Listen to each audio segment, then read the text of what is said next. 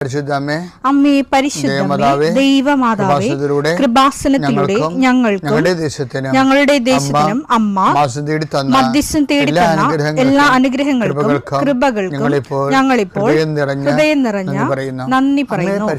അമ്മേ പരിശുദ്ധമേ, ദൈവമാതാവേ, 2004 ഡിസംബർ 7 ഉച്ചകഴിഞ്ഞ് 2:30 കൃപാസനത്തിൽ സംഭവിച്ച അമ്മയുടെ പ്രത്യക്ഷപ്പെടലിനെ കുറിച്ച് തിരുസഭയ്ക്ക് സമർപ്പിച്ചിരിക്കുന്ന പഠനരേഖകളുടെ മേൽ സഭാത്മകമായ പഠനം ആരംഭിക്കുവാൻ ഞങ്ങൾ പ്രാർത്ഥിക്കുന്നു. അമ്മേ പരിശുദ്ധമേ, ഭൂസ്വർലോകങ്ങളുടെ രാജ്ഞിയായ അങ്ങേയ്ക്ക് ഭൗമസംരക്ഷണത്തിനായി പ്രപഞ്ചപ്രകൃതിയെ തന്നെ തിരുസഭ പ്രതിഷ്ഠിക്കുവാൻ ഈ പ്രത്യക്ഷീകരണം വഴി ഇടയാക്കണമേ. പരിശുദ്ധമേ, ജപമാല മാതാവേ, സകല കൃപാസനം പ്രാർത്ഥനയോടും ചേർത്ത് ഞങ്ങളിപ്പോൾ പ്രാർത്ഥിക്കുന്ന ഈ കുടുംബത്തിന്റെ പ്രത്യേക നിയോഗം പറ മക്കളെ.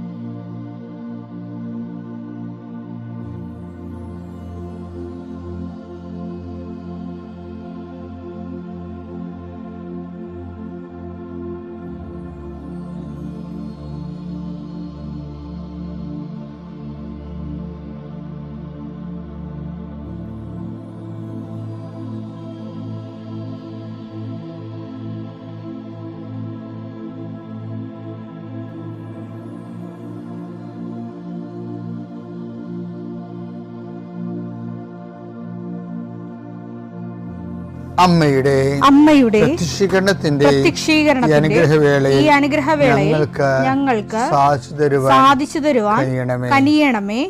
ആമേൻ. വിശ്വാസ പ്രമാണം. സർവശക്തനായ പിതാവും ആകാശത്തിന്റെയും ഭൂമിയുടെയും സൃഷ്ടാവുമായ ദൈവത്തിൽ ഞാൻ വിശ്വസിക്കുന്നു. അവിടുത്തെ ഏകപുത്രനും ഞങ്ങളുടെ കർത്താവുമായ ഈശോമിശിഹായിലും ഞാൻ വിശ്വസിക്കുന്നു.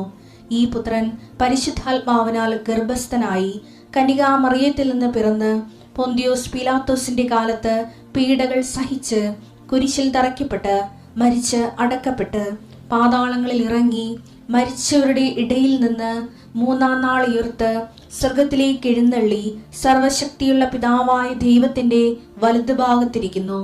അവിടെ നിന്ന് ജീവിക്കുന്നവരെയും മരിച്ചവരെയും വിധിക്കുവാൻ വരുമെന്നും ഞാൻ വിശ്വസിക്കുന്നു. പരിശുദ്ധാത്മാവിലും ഞാൻ വിശ്വസിക്കുന്നു. വിശുദ്ധ കത്തോലിക്കാ സഭയിലും പുണ്യവാന്മാരുടെ ഐക്യത്തിലും പാപങ്ങളുടെ മോചനത്തിലും ശരീരത്തിന്റെ ഉയർപ്പിലും നിത്യമായ ജീവിതത്തിലും ഞാൻ വിശ്വസിക്കുന്നു. ആമേൻ. സുഖസ്ഥനായ ഞങ്ങളുടെ പിതാവേ, അങ്ങയുടെ നാമം പൂജിതമാകണമേ. അങ്ങയുടെ രാജ്യം വരണമേ. അങ്ങയുടെ തിരുമനസ് സ്വർഗത്തിലെ പോലെ ഭൂമിയിലും ആകണമേ. അന്നു വേണ്ടുന്ന ആഹാരം ഇന്ന് ഞങ്ങൾക്ക് തരണമേ.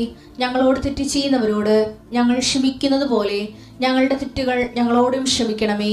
ഞങ്ങളെ പ്രലോഭനത്തിൽ ഉൾപ്പെടുത്തരുതേ, തിന്മയിൽ ഞങ്ങൾ രക്ഷിക്കണമേ. ആമേൻ. നന്മ നിറഞ്ഞ മറിയമേ, സ്വസ്തി. കർത്താവ് അങ്ങയുടെ കൂടെ സ്ത്രീകളിൽ അങ്ങ് അനുഗ്രഹിക്കപ്പെട്ടവളാകുന്നു.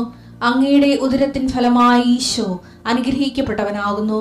പരിശുദ്ധ മറിയമേ, തമ്പുരാന്റെ അമ്മേ, പാപികളായ ഞങ്ങൾക്ക് വേണ്ടി ഇപ്പോഴും ഞങ്ങളുടെ മരണസമയത്തും തമ്പുരാനോട് അപേക്ഷിക്കണമേ. ആമേൻ.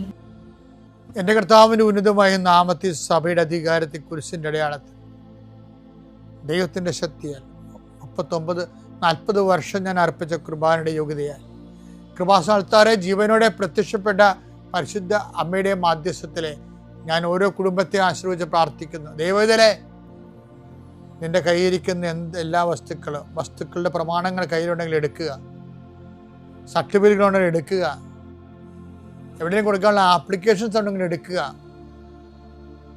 ദൈവത്തിലെ നീ എവിടെയെങ്കിലും പോകുന്നുണ്ടെങ്കിൽ നിന്റെ പാസ്പോർട്ടോ വിസയുടെ കോപ്പിയോ എയർ ടിക്കറ്റോ എന്താണ് നിന്റെ കയ്യിലുള്ളത്, ഇപ്പം എടുക്കുക.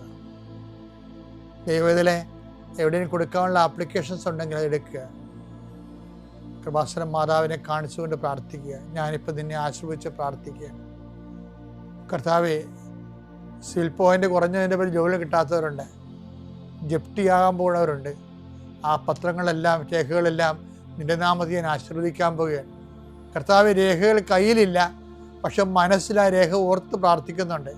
ഇപ്പം എടുക്കാൻ പറ്റാത്ത ആ രേഖ എൻ്റെ കയ്യിൽ ഉണ്ടായിരുന്നെങ്കിൽ എന്ന് ആഗ്രഹിച്ച് വിഷമിക്കുന്നവരുണ്ട്. കർത്താവേ, ആ രേഖ എവിടെയാണ് ഇരിക്കണത്? അവിടെ നിന്റെ തിരുമുറിവാർന്ന് വലത് കരുത്താൻ ആ രേഖയെ സ്പർശിക്കണമേ. മാതാവിൻ്റെ മധ്യസ്ഥത്തിൽ പ്രാർത്ഥിക്കുന്നു. അവരെന്താണ് ഉദ്ദേശിക്കുന്നത്, അതുകൊണ്ട് അത് നിറവേറാൻ കർത്താവ് അനുവദിക്കട്ടെ. കർത്താവ് ജോലി നഷ്ടപ്പെട്ടു പോരണവരെ, ഉപേക്ഷിച്ച് പോണവരെ, ആ രാജ്യത്ത് ജീവിക്കാൻ പറ്റാതെ പോണവരെ, പരീക്ഷയെ ഒരുങ്ങിക്കൊണ്ടിരിക്കുന്ന മക്കളെ, പരീക്ഷയുടെ ഹോൾ ടിക്കറ്റ് കയ്യിലുണ്ടെങ്കിൽ മക്കൾ എടുക്കുക. അല്ലെങ്കിൽ നിങ്ങളത് മനസ്സിൽ ഓർക്കുക. പഠിക്കാൻ പറ്റാത്ത വിഷയങ്ങളുണ്ടെങ്കിൽ ലാപ്ടോപ്പ് എടുത്ത് കയ്യിൽ വെക്കുക. അച്ഛനാ ഈ നിമിഷം ആശീർവദിക്കുന്ന എൻ്റെ കർത്താവിൻ്റെ ഉന്നതമായ നാമത്തിൽ, സഭയുടെ അധികാരത്തിൽ, കുരിശിൻ്റെ അടയാളത്തിൽ, ദൈവത്തിൻ്റെ ശക്തിയാൽ നിൻ്റെ എല്ലാ ജീവിത തടസ്സങ്ങളെയും, നീ ആഴ്ച നേരിടാൻ പോകുന്ന മുഴുവൻ ദോഷങ്ങളെ ഈശോനാമത്തെ ബന്ധിക്കുന്നു. പിതാപുത്രനും പരിശുദ്ധാത്മാശ്വര നീക്കുവാമേ. ഐസയ 53:4 അവൻ നിന്ദിക്കപ്പെട്ടു, നാം അവനെ ബഹുമാനിച്ചതുമില്ല. നമ്മുടെ വേദനകളാണ് യഥാർത്ഥത്തിൽ അവൻ വഹിച്ചത്, നമ്മുടെ ദുഃഖങ്ങളാണ് അവൻ ചുമന്നത്. എന്ത് വിഷയത്തിനാല് ഈ ക്രിസ്തുവിൻ്റെ മിശിഹ എന്ന രീതിയിൽ സഹനദാസൻ എന്ന ക്രിസ്തുവിൻ്റെ ദൗത്യ നിർവഹണത്തെക്കുറിച്ച് ഐസയ 700 കൊല്ലം മുമ്പ് നടത്തിയ ഒരു പ്രവചനമാണിത്. അവൻ വഹിച്ചത് കുരിശായ മൃക്കിയുടെ മരത്തിലാൽ മുറിവായി അവൻ വഹിച്ചത് നമ്മുടെ പാപങ്ങളാണ്, നമ്മുടെ വേദനകളാണ്. പിന്നെ ദൈവത്തിലെ അതുപോലെ തന്നെ പ്രധാനപ്പെട്ടതാണ്. നമ്മൾക്ക് ഇപ്പം എനിക്കാണെങ്കിൽ എൻ്റെ സമയത്ത് ഓർക്കുകയെ ആൾക്കാർ എന്നെക്കുറിച്ച് എന്നാ ധരിക്കും, എന്താണ് എപ്പോഴും രോഗശാന്തി എന്നും പറഞ്ഞ ആൾക്കാരെ നിൽക്കുന്നുണ്ട്. എല്ലാവരെയും കർത്താവിൻ്റെ നാമത്തിൽ പ്രാർത്ഥിക്കുന്നുണ്ട്. അതുപോലെ തന്നെ എല്ലാവർക്കും വേണ്ടി പ്രാർത്ഥിക്കുകയും കുറേ പേര് അതിൽ അവരുടെ വിശ്വാസബോധം അനുസരിച്ചും ദൈവത്തിൻ്റെ ഇടപെടലനുസരിച്ചും ഒക്കെ സൗഖ്യപ്പെടുകയും ചെയ്യുന്നുണ്ട്, അത് സാക്ഷ്യം പറയുന്നുണ്ട്. പക്ഷേ എനിക്കാണെങ്കിൽ രോഗം ഒതുങ്ങിയിട്ട് നേരമില്ല, ഞാൻ പ്രാർത്ഥിച്ചു കഴിഞ്ഞിട്ടാണ്. അപ്പോൾ എൻ്റെ വിഷയം എന്ന് പറയുന്നത് അവൻ്റെ മുറിവിലാണ് നമ്മൾ സൗഖ്യപ്പെട്ടെന്ന് പറയത്തില്ലേ. അപ്പോൾ അവൻ്റെ മുറിവിൽ അതൊരു വചനമാണ്. യെശയ്യാ 53:5 അവന്റെ മേലുള്ള ശിക്ഷ നമുക്ക് രക്ഷ നൽകി, അവന്റെ ക്ഷതങ്ങളാൽ നാം സൗഖ്യം പ്രാപിച്ചു. നമ്മൾ സൗഖ്യം പ്രാപിച്ചു. ഇത് തന്നെ ഇതിൽ നമ്മുടെ 1:10-2:24 1:10-2:24 നമ്മുടെ പാപങ്ങൾ സ്വന്തം ശരീരത്തിൽ വഹിച്ചുകൊണ്ട് അവൻ കുരിശിലേറി. അത് നാം പാപത്തിന് മരിച്ച് നീതിക്കായി ജീവിക്കേണ്ടതിനാണ്. അവന്റെ മുറിവിനാൽ നിങ്ങൾ സൗഖ്യമുള്ളവരാക്കപ്പെട്ടിരിക്കുന്നു. അതാണ് അപ്പം അവന്റെ മുറിവിലാണ് സൗഖ്യം. ഞാൻ ചില സമയത്ത് ഓർക്കും, എന്തുകൊണ്ടാണ് ഇപ്പം എനിക്ക് കിഡ്നി ഡിസീസ് ഉണ്ട്, ഒന്നില്ലെങ്കിൽ ഒരു കാലിലൊരു വ്രണം ഉണ്ടായിട്ട് ഇപ്പോൾ 1.5 മാസമായി, പൊറുക്കണില്ല. രാത്രി ആകുമ്പോൾ കുളിരൊക്കെ ചെയ്യും. അപ്പം ഞാൻ ദൈവത്തോട് ചോദിച്ചിട്ടില്ല എന്തുകൊണ്ടാണ് ഇങ്ങനെ സംഭവിക്കണമെന്ന്. മരുന്ന് കഴിച്ചിട്ടും അതിൻ്റെ വലിയ ഗുണങ്ങളൊന്നുമില്ല. ആ വേദനയും രോഗവും നീർക്കെട്ടലൊക്കെ അങ്ങനെ കഴിഞ്ഞിട്ട് പോകും. അപ്പോൾ നിങ്ങൾക്ക് ഇത് മാത്രമേ ഉള്ളൂ. അങ്ങനെയല്ല, ആൾക്കാരിൽ നിന്നിട്ടുള്ള എല്ലാ കാര്യങ്ങളിലും എപ്പോഴും പലതരത്തിലുള്ള ശരീരവേദനയും പനിയും ഉറക്കമില്ലായ്മയൊക്കെ വരും. ഇതിൻ്റെ വിഷയം എന്ന് പറയണത് പലപ്പോഴും ഈ വൂണ്ടഡ് ഹീലർ എന്ന് പറഞ്ഞൊരു കോൺസെപ്റ്റ് ഉണ്ട്, അതിൽ നിന്ന് എടുത്തതാണ്. എന്ന് വെച്ചാൽ നമ്മൾ അതിൻ്റെ പേയ്മെൻറ്റ് നടത്തണം. ക്രിസ്തുവിൻ്റെ എല്ലാ കാര്യം നമ്മളെ ആക്ച്വലായിട്ട് നമ്മൾ എന്താ സംഭവിക്കണത്, നമ്മളെ വിശ്വാസത്തിൽ മഹാരഹസ്യങ്ങൾ പ്രഖ്യാപിക്കുക എന്ന് പറയുമ്പോൾ നമ്മൾ അവൻ്റെ മരണം ഞങ്ങൾ വിശ്വസിച്ചു, മരണം ഞങ്ങൾ പ്രഖ്യാപിക്കുന്നു എന്നല്ലേ പറയണത്. നമ്മൾ കുർബാനയ്ക്ക് എത്രയോ പ്രാവശ്യമാണ് നമ്മൾ മരണം പ്രഖ്യാപിക്കണം, വരെ അറിഞ്ഞിട്ട് പറയണതാണ്. മരണം പ്രഖ്യാപിക്കണത് എങ്ങനെയാണ്? അവൻ്റെ മുറിവ് നമ്മൾ ഏറ്റെടുക്കുമ്പോഴാണ് അവൻ്റെ മരണം നമ്മുടെ ശരീരത്തിൽ പ്രഖ്യാപിക്കണത്. അത് ക്രിസ്ത്യാനി കറക്റ്റായിട്ട് മനസ്സിലാക്കണം ആ വിഷയം. നമ്മൾ മുറിവ് സുഖപ്പെടുത്താനാണ് അവനെ എപ്പോഴും ഉപയോഗിച്ചുകൊണ്ടിരിക്കുന്നത്, പക്ഷെ അതല്ല വിഷയം. പിന്നെ കുറച്ചുകൂടി മച്ചുവറായി കഴിയുമ്പോൾ വിശ്വാസം മച്ചുവറായി കഴിയുമ്പോൾ വേറെ ഒരു തിരിച്ചു വരുന്നത് എന്താണ്? അവൻ്റെ മുറിവ് നമ്മൾ ഏറ്റെടുക്കേണ്ടി വരും. അതിന് അവൻ്റെ മരണം പ്രഖ്യാപിക്കുക എന്ന് പറയും. എന്താണ്? അവൻ എനിക്ക് വേണ്ടി മരിച്ചുവെന്ന് ഞാൻ പ്രഖ്യാപിക്കണേ. അപ്പോൾ ആ പ്രഖ്യാപിക്കുമ്പോൾ അവൻ ആ മരണം നമ്മുടെ ശരീരത്തിൽ സംഭവിക്കുക.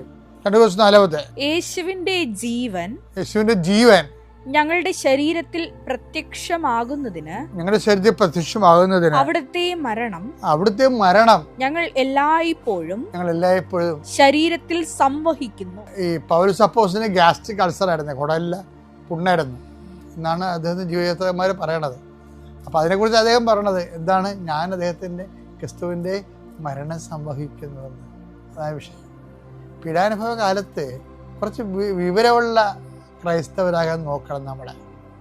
അല്ലാതെ കുരിശിൻ്റെ വഴി നടത്തി പാട്ടും പാടി ഓരോരോ വിഷയം വരുമ്പോൾ കന്നേകാളെന്ന് പറഞ്ഞ് നിലയും വിളിച്ച് മാതാവിനെ പോലെ ഹൃദയത്തിൽ സംഗ്രഹിച്ചിട്ട് കർത്താവിൻ്റെ മരണം ഞാൻ എൻ്റെ ശരീരത്തിൽ അവൻ്റെ ജീവൻ എന്നിൽ പ്രത്യക്ഷമാകാൻ വേണ്ടി അവൻ്റെ മരണത്തെ ഞങ്ങൾ സംവഹിക്കുകയാണ് ചെയ്യുന്നത്. അതാണ് അപ്പോസ്തലിക പാരമ്പര്യം എന്ന് പറയണത്. നമ്മൾ അപ്പോസ്തലിക ചർച്ച എന്ന് സഭയെന്ന് പറയുമ്പോൾ അപ്പോസ്തലിക പാരമ്പര്യത്തിലുള്ള സഭയാണ് നമ്മൾ. അതുകൊണ്ട് തന്നെ ദൈവം എനിക്കങ്ങനെ വന്ന് വരുത്തിയല്ലോ, ഞാൻ പ്രാർത്ഥിച്ചില്ലേ, എന്നിട്ടെനിക്ക് ഇങ്ങനെ സംഭവിച്ചല്ലോ, എന്നിട്ട് എനിക്ക് അപകടം സംഭവിച്ചല്ലോ എന്ന് അങ്ങനെയൊന്നും പറഞ്ഞ് ഓരോ ദൈവത്തിനെ പ്രതികൂട്ടിലാക്കാൻ നോക്കരുത് ഒരിക്കലും. വേദപാഠം എന്ന് പറഞ്ഞാൽ നമ്മൾ പണ്ട് പഠിച്ചത് മാത്രമല്ല, അത് ടെക്സ്റ്റ് ബുക്കുകളാണ്. ജീവിതമാണ് ജീവിത അനുഭവങ്ങളാണ് വേദപാഠം എന്ന് പറയുന്നത്. അതിൽ എല്ലാ കാലവും മാതാവിന് എല്ലാ അനുഭവങ്ങളും ഹൃദയത്തിൽ സംഗ്രഹിക്കാനുള്ളതാണെങ്കിലും നമുക്കും എല്ലാ അനുഭവങ്ങളും ക്രിസ്തുവിൻ്റെ പീഡാനുഭവങ്ങളെ ഏറ്റെടുത്ത് പ്രഘോഷിക്കാനും പ്രഖ്യാപിക്കാനും അതുവഴി ക്രിസ്തുവിൻ്റെ ജീവൻ നമ്മൾ പ്രകടമാകാൻ വേണ്ടി ദൈവത്തിൻ്റെ 10 ഭാഗമായിട്ട് സ്വീകരിക്കാം. അമ്മ ജീവനോട് പ്രത്യക്ഷപ്പെട്ട ഈ അൾത്താരയിൽ എന്നെയും എൻ്റെ കുടുംബത്തെയും അമ്മയുടെ പ്രത്യക്ഷീകരണത്തിൻ്റെ സാക്ഷിയായി ഉയർത്തിയതിനെ ഓർത്ത് അമ്മയ്ക്കും ഈശോയ്ക്കും നന്ദി പറയുന്നു. എൻ്റെ പേര് സുനിത, ഇതെൻ്റെ ഭർത്താവ് സത്യൻ. ഞങ്ങൾ വരുന്നത് തൃശ്ശൂർ ജില്ലയിലെ വരന്തരപ്പള്ളിയിൽ നിന്നാണ്. ഞാൻ ഇവിടെ ആദ്യമായി കൃപാസനത്തിൽ വരുന്നത് 2023 ഡിസംബർ 22-ാം തീയതിയാണ്.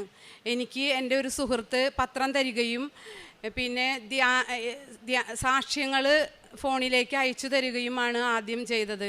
ഞാൻ പിന്നെ സാക്ഷ്യങ്ങൾ കേൾക്കാൻ തുടങ്ങി. ആ പത്രം കിട്ടി കുറച്ച് നാൾ സാക്ഷ്യങ്ങൾ കേൾക്കുകയും ധ്യാനങ്ങളിൽ പങ്കെടുക്കുകയും ചൊവ്വാഴ്ചകളിലെ ധ്യാനങ്ങൾ കേൾക്കുകയും അങ്ങനെ വീട്ടിലിരുന്ന് കുറച്ച് പ്രാർത്ഥനകളൊക്കെ തുടങ്ങി. പിന്നെ എനിക്ക് അതിൽ കൂടെ കുറച്ച് രോഗസൗഖ്യങ്ങളൊക്കെ കിട്ടുകയുണ്ടായി. അങ്ങനെ ഇരിക്കെ മകൻ ജോലിക്ക് ഫ്രാൻസിലേക്ക് ജോലിക്ക് പോയി 7 മാസത്തോളം അവനവിടെ ജോലി ശരിയാവാണ്ട് കൊണ്ടുപോയ ഏജൻസി പറ്റിച്ചു. അങ്ങനെ ജോലി ശരിയാവാണ്ട് അവൻ ഒരുപാട് വേദന ഉണ്ടായപ്പോഴാണ് ഞാൻ കൃപാസനത്തിലേക്ക് വന്ന് പ്രാർത്ഥിച്ചു പോവുകയാണ്. ആദ്യം വന്ന് 2023 ഡിസംബർ 22-ാം തീയതി വന്ന് പ്രാർത്ഥിച്ചു പോയി. അതുവരെ എനിക്ക് വരണേലും മുന്നേ ഭയങ്കര വിഷമമായിരുന്നു മകൻ്റെ കാര്യങ്ങളോർത്ത്. ഇവിടെ വന്ന് പ്രാർത്ഥിച്ചു പോയപ്പോൾ മാതാവ് എന്നോട് ഉള്ളിലിരുന്ന് പറയാണ്, നീ എന്തിനാണ് വിഷമിക്കണത്, നന്നായി പ്രാർത്ഥിച്ചാൽ മതി. അങ്ങനെ എനിക്കൊരു ധൈര്യം കിട്ടി. അങ്ങനെ പിന്നെ 2024 ഫെബ്രുവരി 16-ാം തീയതി വന്ന് ഉടമ്പടി എടുത്തു. ആദ്യത്തെ സാക്ഷ്യം ഉടമ്പടി എടുത്ത് 11-ാമത്തെ ദിവസം എൻ്റെ മകന് ജോലി കിട്ടുകയുണ്ടായി. അത് ഞാൻ സാക്ഷ്യം പറഞ്ഞതാണ്. ആദ്യത്തെ പുതുക്കലിന് ഞാൻ സാക്ഷ്യം പറഞ്ഞതാണ്. ഇപ്പോൾ ഞാൻ 7-ാമത്തെ ഉടമ്പടിയിലാണ്. പിന്നെ 25 വർഷമായി എനിക്ക് നല്ല നടുവേദനയായിരുന്നു. നടുവേദന എന്ന് പറഞ്ഞാൽ എനിക്ക് അധിക സമയം നിൽക്കാൻ പറ്റില്ല. നിൽക്കാൻ തുടങ്ങുമ്പോഴത്തേനും എവിടെയെങ്കിലും ചെന്ന് നിൽക്കാൻ തുടങ്ങുമ്പോഴത്തേനും ഇരിക്കാനുള്ള സ്ഥലം അന്വേഷിക്കും. കാരണം എനിക്ക് നിൽക്കാൻ പറ്റില്ല. തണ്ടൽ ഭയങ്കര കഴച്ച് വീണ, നടുവിന് നല്ല ഭാരവും ഭയങ്കര വേദനയാണ്. വേദന സഹിക്കാൻ പറ്റാണ്ടാവുമ്പോൾ ഡോക്ടറെ അടുത്ത് പോയും 4 ദിവസത്തേക്ക് ഒരു കുറവ് കിട്ടും. പിന്നെ വീണ്ടും ആ വേദന വരും. അങ്ങനെ ശക്തമായ വേദന കൊണ്ട് നടന്ന് ഞാൻ ഈ 2024 ഒക്ടോബർ 25-ാം തീയതിയിലത്തെ ജപമാല റാലിയിൽ പങ്കെടുക്കുകയുണ്ടായി. ജപമാല റാലി നടന്ന് അർത്തുങ്കൽ എത്തണേല് മുന്നേ ഞാൻ ആകെ അവശതയായിരുന്നു. ഇവിടുന്ന് അവിടം വരെ കൊന്ത ചൊല്ലി പോയി. അവിടെ എത്താറായപ്പോൾ എനിക്ക് ആകെ തളർച്ചയും ക്ഷീണമൊക്കെ ആയി. ഞാൻ അങ്ങനെ അർത്തുങ്കൽ എത്തിയാൽ മതി. കൂടെയുള്ളവരോട് ഞാൻ പറഞ്ഞു, അവിടെ എത്തിക്കഴിഞ്ഞിട്ടുണ്ടെങ്കിൽ ഞാൻ അവിടെ എവിടെയെങ്കിലും കിടക്കും, എനിക്ക് തീരെ പറ്റണില്ല എന്ന് പറഞ്ഞു. അവിടെ ചെന്ന് കഴിഞ്ഞ് തൊട്ടപ്പുറത്തെ പള്ളിയിൽ പോയി ഞങ്ങളോട് വിശ്രമിക്കാൻ പറഞ്ഞു. കൊണ്ടുപോയി ആൾക്കാർ, വണ്ടി വരുമ്പോൾ നിങ്ങളെ വിളിക്കാം. ഞങ്ങൾ ഒത്തിരി പേരുണ്ടായിരുന്നു. അവിടെ പോയി വിശ്രമിച്ച് ആ പള്ളിയുടെ അകത്ത് ഞാനവിടെ കിടന്ന് അവിടെ കിടന്ന് ഒരു ഉറക്കമായി, നന്നായി ഒന്ന് ഉറങ്ങി. പിറ്റേ ദിവസം വീട്ടിലെന്ന് എത്തി കഴിഞ്ഞപ്പോൾ അതിന് ശേഷം പിന്നെ എനിക്ക് ആ നടുവേദന വന്നിട്ടില്ല. ആ നടുവേദന ആ റാലി കൂടിയോടുകൂടി മാതാവ് എടുത്തു മാറ്റി. മാതാവിനും ഈശോയ്ക്കും നന്ദി പറയുന്നു. മരുന്ന് കഴിച്ചിട്ടൊന്നും ഒരു കാര്യം കിട്ടിയിട്ടില്ല. 4 ദിവസം ഒന്ന് കുറയും, പിന്നെ വീണ്ടും വരും. ശക്തമായ നടുവേദനയായിരുന്നു. ആ നടുവേദന എനിക്ക് ഈ റാലി കഴിഞ്ഞപ്പോൾ മാതാവ് എടുത്തു മാറ്റി തന്നു. മാതാവിന് നന്ദി, ഈശോയ്ക്ക് നന്ദി. പിന്നെ എൻ്റെ ഭർത്താവ്, ഞാനിവിടെ വരുന്നത് കൊണ്ടോ അല്ലെങ്കിൽ ഞങ്ങളൊരു ഹിന്ദു കുടുംബത്തിൽ നിന്നാണ്, ഇവിടെ വരുന്നത് കൊണ്ടോ എനിക്ക് എല്ലാ സപ്പോർട്ടും ചെയ്തു തരും. പക്ഷെ ആൾ വരൂല്ല. പിന്നെ പത്രം കൊടുക്കാനൊക്കെ കൂടെ വരും, അല്ലെങ്കിൽ കാരുണ്യ പ്രവർത്തിക്കൊക്കെ കൂടെ വരും. പക്ഷേ പ്രാർത്ഥനയിൽ കൂടിയായിരുന്നില്ല. എനിക്കത് വലിയ വിഷമമായിരുന്നു. കാരണം മക്കൾക്ക് വേണ്ടിയായാലും കുടുംബത്തിന് വേണ്ടിയായാലും പ്രാർത്ഥിക്കുമ്പോൾ ഭർത്താവ് TV വെച്ചിരിക്കും. ഞാൻ എത്ര പറഞ്ഞാലും ആൾ വരില്ല. അപ്പം ഞാൻ പറഞ്ഞു 10 മിനിറ്റ് നേരെങ്കിലും ആ TV ഒന്ന് ഓഫാക്കി വെച്ചുകൂടെ എന്ന് എപ്പോഴും പറയാറുണ്ട്. പക്ഷേ ആളത് കേൾക്കാറില്ല. ഞാൻ പിന്നെ അത് പറയാതെയായി. ഞാനത് മാതാവിന് വിട്ടുകൊടുത്തു. മാതാവ് വിചാരിച്ചാൽ ആളിഞ്ഞ് വിശ്വാസത്തിലേക്ക് വരുള്ളൂ എന്ന് എനിക്ക് ഉറപ്പായി. അപ്പം ഞാൻ മാതാവിനോട് ഡേറ്റ് ഇട്ട് പ്രാർത്ഥിച്ചു. 2024 ജൂൺ 13 ഡേറ്റ് ഇട്ട് പ്രാർത്ഥിച്ചത്. ജൂൺ 13 ഡേറ്റ് ഇട്ട് 10 ദിവസത്തിനുള്ളിൽ മാതാവേ, നിൻ്റെ മുൻപിൽ എൻ്റെ ഭർത്താവ് മുട്ടുകുത്തണം, പ്രാർത്ഥനയിലേക്ക് വരണമെന്ന് ഞാൻ തീക്ഷ്ണമായി പ്രാർത്ഥിച്ചു. ഞാൻ ഡേറ്റ് ഇട്ട് പ്രാർത്ഥിച്ചു. 13 സന്ധ്യാപ്രാർത്ഥനയിലാണ് പ്രാർത്ഥിച്ചത്. 14 സന്ധ്യാപ്രാർത്ഥനയായപ്പോഴത്തേനും ആള് പ്രാർത്ഥനയ്ക്ക് വന്നു. ആൾക്ക് മാതാവ് തന്നെ അതിനുള്ളൊരു വഴിയൊരുക്കി. മാതാവിന് ഈശോയ്ക്കും നന്ദി. പിന്നെ അതിനുശേഷം എല്ലാ ദിവസവും മുട്ടുകുത്തി തന്നെ ആൾ പ്രാർത്ഥനയിൽ പങ്കെടുക്കും. പിന്നെ ആൾക്ക് മുട്ടിന് നല്ല വേദനയായിരുന്നു. മുട്ടിന് വേദന എന്ന് പറഞ്ഞാൽ ഞൊണ്ടി ഭാരമുള്ള ജോലിയാണ് ആൾ ചെയ്യുന്നത്. പക്ഷെ മുട്ട് തെന്നിപ്പോണ ഒരു അവസ്ഥയായിരുന്നു. ചിരട്ട തെറ്റി തെന്നിപ്പോവുക, വീഴാൻ പോവുക, അങ്ങനത്തെ ഒരു അവസ്ഥയായിരുന്നു. പക്ഷെ മുട്ടുകുത്തി പ്രാർത്ഥിക്കാൻ തുടങ്ങിയതോടുകൂടി പിന്നെ മുട്ടുമ്പോൾ തൈലം ഉപയോഗിച്ച് എന്നും സന്ധ്യാപ്രാർത്ഥന കഴിയുമ്പോൾ തൈലം പുരട്ടാറുണ്ട്. അങ്ങനെ പ്രാർത്ഥിച്ചതിനെ തുടർന്ന് പിന്നെ ആ മുട്ടുവേദന ഇപ്പോൾ മാറിപ്പോയി. ഈശോയ്ക്കും മാതാവിനും 1000 നന്ദി പറയുന്നു. പിന്നെ മകന് 2 വർഷം കഴിഞ്ഞപ്പോൾ TRP കാർഡ് പുതുക്കാനായിട്ട് 2024 നവംബർ 18 പുതുക്കാനായിട്ട് കൊടുത്തു. നവംബർ 27 അവൻ നാട്ടിലേക്ക് ലീവിന് വന്നു. ഡിസംബറും കഴിഞ്ഞ് ജനുവരി 7 ടിക്കറ്റ് ഇട്ടു, തിരിച്ച് ചെല്ലാൻ പറഞ്ഞു. പഴയ കാർഡിന് ജനുവരി 15 വരെ ഡേറ്റ് ഉണ്ടായിരുന്നുള്ളൂ. പുതിയ കാർഡ് പുതുക്കിയെന്ന് പറഞ്ഞൊരു മെയിലും വന്നിട്ടില്ല. അപ്പോൾ അതുകൊണ്ട് അവൻ 15 7 ടിക്കറ്റ് കിട്ടിയെങ്കിലും 15 പുതിയ കാർഡിൻ്റെ മെയിൽ വന്നില്ല എന്നുണ്ടെങ്കിൽ തിരിച്ചു വരേണ്ടി വരും എന്ന് പറഞ്ഞിട്ടാണ് പോയത്. 4 ദിവസം കഴിയുമ്പോൾ തിരിച്ചു വരും. അപ്പം ഞാൻ 7ാമത്തെ ഉടമ്പടി പുതുക്കാനായിട്ട് വന്നപ്പോൾ ആദ്യത്തെ നിയോഗമായിട്ട് വെച്ചത് എൻ്റെ മകൻ്റെ കാർഡ് എത്രയും വേഗം പുതുക്കി തരണേ മാതാവേ, പോയിട്ട് തിരിച്ച് 4 ദിവസം കഴിയുമ്പോഴത്തേനും തിരിച്ചു വരേണ്ട അവസ്ഥ വരുത്തരുത്. മാതാവ് വാങ്ങിക്കൊടുത്ത ജോലിയാണ്. മാതാവ് തന്നെ എൻ്റെ മകനെ അതിൽ പിടിച്ചു നിർത്തണം. ബുദ്ധിമുട്ടുകളൊന്നും ഉണ്ടാവരുത് മാതാവേ, പോയിട്ട് അപ്പം തന്നെ തിരിച്ചു വരേണ്ട അവസ്ഥ വരരുതെന്ന് ഞാൻ പ്രാർത്ഥിച്ചായിരുന്നു. അതും ഞാൻ ഡേറ്റ് ഇട്ട് പ്രാർത്ഥിച്ചു. 10 ദിവസത്തിനുള്ളിൽ കാർഡിന് മെയിൽ വരണം, പുതുക്കിയ മെയിൽ വരണം എന്നും പറഞ്ഞ് പ്രാർത്ഥിച്ചു. 7 മകൻ കയറിപ്പോയി. 8 പാരീസിൽ ചെന്ന് ഫ്ലൈറ്റ് ഇറങ്ങി. അപ്പം തന്നെ മകൻ എന്നെ വിളിച്ചു, അമ്മേ കാർഡ് പുതുക്കിയ മെയിൽ വന്നു, സമാധാനമായി, ഇനി തിരിച്ചു വരണ്ട, മാതാവ് കാത്തു എന്ന് മകൻ പറഞ്ഞു. മകൻ്റെ ജോലി കാര്യത്തിന് വേണ്ടി ഉടമ്പടി എടുത്തുകൊണ്ട് മകൻ വിശ്വാസത്തിലേക്ക് വന്നു. അത് ഞാൻ മുന്നത്തെ സാക്ഷ്യത്തിൽ പറഞ്ഞിട്ടുള്ളതാണ്. ഇപ്പോൾ ഭർത്താവും വിശ്വാസത്തിലേക്ക് വന്നു. ഞാൻ എൻ്റെ കുടുംബം ഭൗതിക കാര്യങ്ങൾ ഞാൻ അങ്ങനെ ശ്രദ്ധിക്കാറേയില്ല. കാരണം ഇങ്ങനെയുള്ള ആവശ്യങ്ങൾ എപ്പോഴെങ്കിലും പറയും എന്നല്ലാണ്ട് അത് തന്നെ ഞാൻ മനസ്സിൽ വിചാരിച്ച് നടക്കാറില്ല. എനിക്ക് എൻ്റെ ഭർത്താവും മക്കളും ഒരു വിശ്വാസത്തിലേക്ക് ദൈവവിശ്വാസത്തിലേക്ക് വരണം എന്നാണ് എൻ്റെ പ്രാർത്ഥന ഉണ്ടായേ. ഞാൻ ഉടമ്പടിയിൽ നിയോഗങ്ങൾ വെക്കിയിട്ടുണ്ടെങ്കിലും ഞാനത് പിന്നെ മറന്നു പോവും. ഓരോരുത്തരും സാക്ഷ്യം പറയുമ്പോൾ 1ാമത്തെ നിയോഗം ഇതായിരുന്നു, 2ാമത്തെ നിയോഗം ഇതായിരുന്നു എന്നൊക്കെ പറയുമ്പോൾ ഞാൻ ഉടമ്പടിയിൽ നിന്ന് വെച്ച നിയോഗങ്ങൾ എനിക്ക് തന്നെ ഓർമ്മയില്ല. അപ്പോഴത്തെ വിഷമങ്ങൾ എന്തെങ്കിലുമൊക്കെ എഴുതി വയ്ക്കും. അത് എല്ലാ കള്ളിയിലൊന്നും ഞാൻ എഴുതാറുമില്ല. അങ്ങനെയാണ് ഞാൻ ചെയ്യാറ്. അപ്പോൾ എനിക്ക് വിശ്വാസത്തിൽ വരണം എന്നുള്ളൊരു ആഗ്രഹമാണ് കൂടുതലായിട്ടുണ്ടായിരുന്നത്. പിന്നെ രോഗസൗഖ്യങ്ങൾ, എനിക്ക് കഴുത്തിലൊരു പാലുണ്ണി പോലെ, പാലുണ്ണി എന്ന് പറഞ്ഞാൽ അത്യാവശ്യം വലിപ്പത്തിലായിരുന്നു. അത് കഴുത്തും ഇങ്ങോട്ട് ചരിക്കുമ്പോഴൊക്കെ മടങ്ങുമ്പോഴൊക്കെ നല്ല വേദനയായിരുന്നു. പിന്നെ തുടുത്ത് ഇങ്ങനെ വീർത്തിരിക്കുകയായിരുന്നു, നല്ല വേദനയാണ്. അച്ഛനും മകനും പറഞ്ഞു ഡോക്ടറെ അടുത്തേക്ക് പോവാന്ന്. ഞാൻ പറഞ്ഞു മാതാവിൻ്റെ നേർച്ച വസ്തുക്കളുള്ളപ്പോൾ ഇന്നിനാ ഡോക്ടറെ അടുത്തേക്ക് പോണ് എന്ന് പറഞ്ഞു. ഞാൻ 2 ദിവസം തൈലം പുരട്ടി. അപ്പോൾ എനിക്കത് ഇത്തിരി വേദന പോലെ തോന്നി. അപ്പം എൻ്റെ മനസ്സിൽ തോന്നി, നീ ഉപ്പും തൈലവും കൂട്ടി പുരട്ടുന്ന് മാതാവ് എന്നോട് മനസ്സിൽ തോന്നിച്ചു. ഉപ്പും തൈലവും കൂടി പുരട്ടി 4 ദിവസം പുരട്ടിയുള്ളൂ. അത് കരിഞ്ഞ് അവിടെ നിന്ന് അടർന്നു പോയി. അങ്ങനെ ഒരു രോഗസൗഖ്യം കിട്ടിയിട്ടുണ്ട്. പിന്നെ എൻ്റെ ഈ വിരലിന് ഭയങ്കര വേദനയായിരുന്നു. വേദന എന്ന് പറഞ്ഞാൽ തലമുടി പോലും തൊടുമ്പോൾ ഭയങ്കര വേദന, ഞരമ്പ് വലിഞ്ഞ് മുറുങ്ങണ വേദന. ആ വേദന ഈ കൈമയ്ക്കും ഈ ഷോള് വരെ കയറും. ഒട്ടും ഈ കൈ കൊണ്ട് ഒന്നും ചെയ്യാൻ പറ്റുന്നുണ്ടായില്ല. അങ്ങനെ ഒരു വേദനയായിരുന്നു. അപ്പം ഞാനിവിടെ ഒരു ചേച്ചി സാക്ഷ്യം പറയണ കേട്ടു. ആ ചേച്ചിക്ക് ഇതുപോലെ വേദനയായിട്ട് ഡോക്ടറെ കണ്ടപ്പോൾ ഓപ്പറേഷൻ വേണമെന്ന് പറഞ്ഞു. ഞരമ്പിൻ്റെ എന്തോ കുഴപ്പമാണെന്ന് പറഞ്ഞേ, ഓപ്പറേഷൻ വേണമെന്ന് പറഞ്ഞു. അപ്പോൾ ഞാനത് കേട്ടപ്പോൾ അതേ അവസ്ഥ തന്നെയാണല്ലോ എനിക്കും. ഞാൻ ഡോക്ടറെ അടുത്തേക്ക് പോയില്ല. എനിക്കിപ്പോൾ ഒരു അസുഖങ്ങളും ഇല്ല. ഉടമ്പടി എടുത്തതിന് ശേഷം ഒരു അസുഖങ്ങളും വരുന്നില്ല. ഞാൻ ചെറിയ അസുഖങ്ങൾ വന്നാലും ഡോക്ടറെ അടുത്തേക്ക് പോവില്ല. ഉടമ്പടി നേർച്ച വസ്തുക്കൾ മാത്രമാണ് ഞാൻ എൻ്റെ കുടുംബത്തിലുള്ളവരെല്ലാവരും ഉപയോഗിക്കുന്നത്. ഞാൻ ആ തൈലം കുറച്ച് ദിവസം പ്രാർത്ഥന കഴിയുമ്പോൾ പുരട്ടും. അങ്ങനെ പുരട്ടി കുറച്ച് ദിവസം പുരട്ടി. ഇപ്പം എനിക്ക് അങ്ങനെ ഒരു സംഭവമേ വേദനയില്ല. ആ ചേച്ചിക്ക് അതേപോലെ തന്നെ തൈലം പുരട്ടിയിട്ട് മാറിപ്പോയി എന്ന് ഞാൻ സാക്ഷ്യത്തിലൂടെ കേട്ടു. അങ്ങനെ എനിക്കും അതേപോലെ തന്നെ രോഗസൗഖ്യം കിട്ടി. മാതാവിനും ഈശോയ്ക്കും ഒരുപാട് നന്ദി പറയുന്നു. പിന്നെ കാരുണ്യ പ്രവൃത്തിയായിട്ട് ചെയ്യണത് പൊതിച്ചോറ്, വഴിയരികത്തൊക്കെ ഇരിക്കുന്ന അവശതയായ ആൾക്കാർക്ക് പൊതിച്ചോറ് കെട്ടിക്കൊണ്ടു കൊടുക്കും. പിന്നെ അതേപോലെ ഞാൻ 4ാമത്തെ ഉടമ്പടി പുതുക്കിയപ്പോൾ പിന്നെ വയ്യാണ്ട് കിടക്കുന്ന ആൾക്കാരുകൾക്ക്, രോഗികൾക്കൊക്കെ ഞങ്ങളിൽ കഴിയാവുന്ന രീതിയിൽ പൈസ കൊടുത്ത് സഹായിക്കാറുണ്ട്. പിന്നെ അപ്പോൾ എനിക്കതൊരു കുറവായിട്ട് തോന്നി. എന്ന് വെച്ചാൽ ഞാൻ എൻ്റെ സ്വന്തം രീതിയിൽ, അപ്പോൾ ഭർത്താവ് ജോലി ചെയ്ത് കൊണ്ടുവരുന്ന പൈസയാണ് കൊണ്ടു കൊടുക്കുന്നത്. അപ്പം ഞാൻ സ്വന്തമായിട്ടൊന്നും ചെയ്യണില്ല എന്നൊരു കുറവ് പോലെ തോന്നി എനിക്ക്.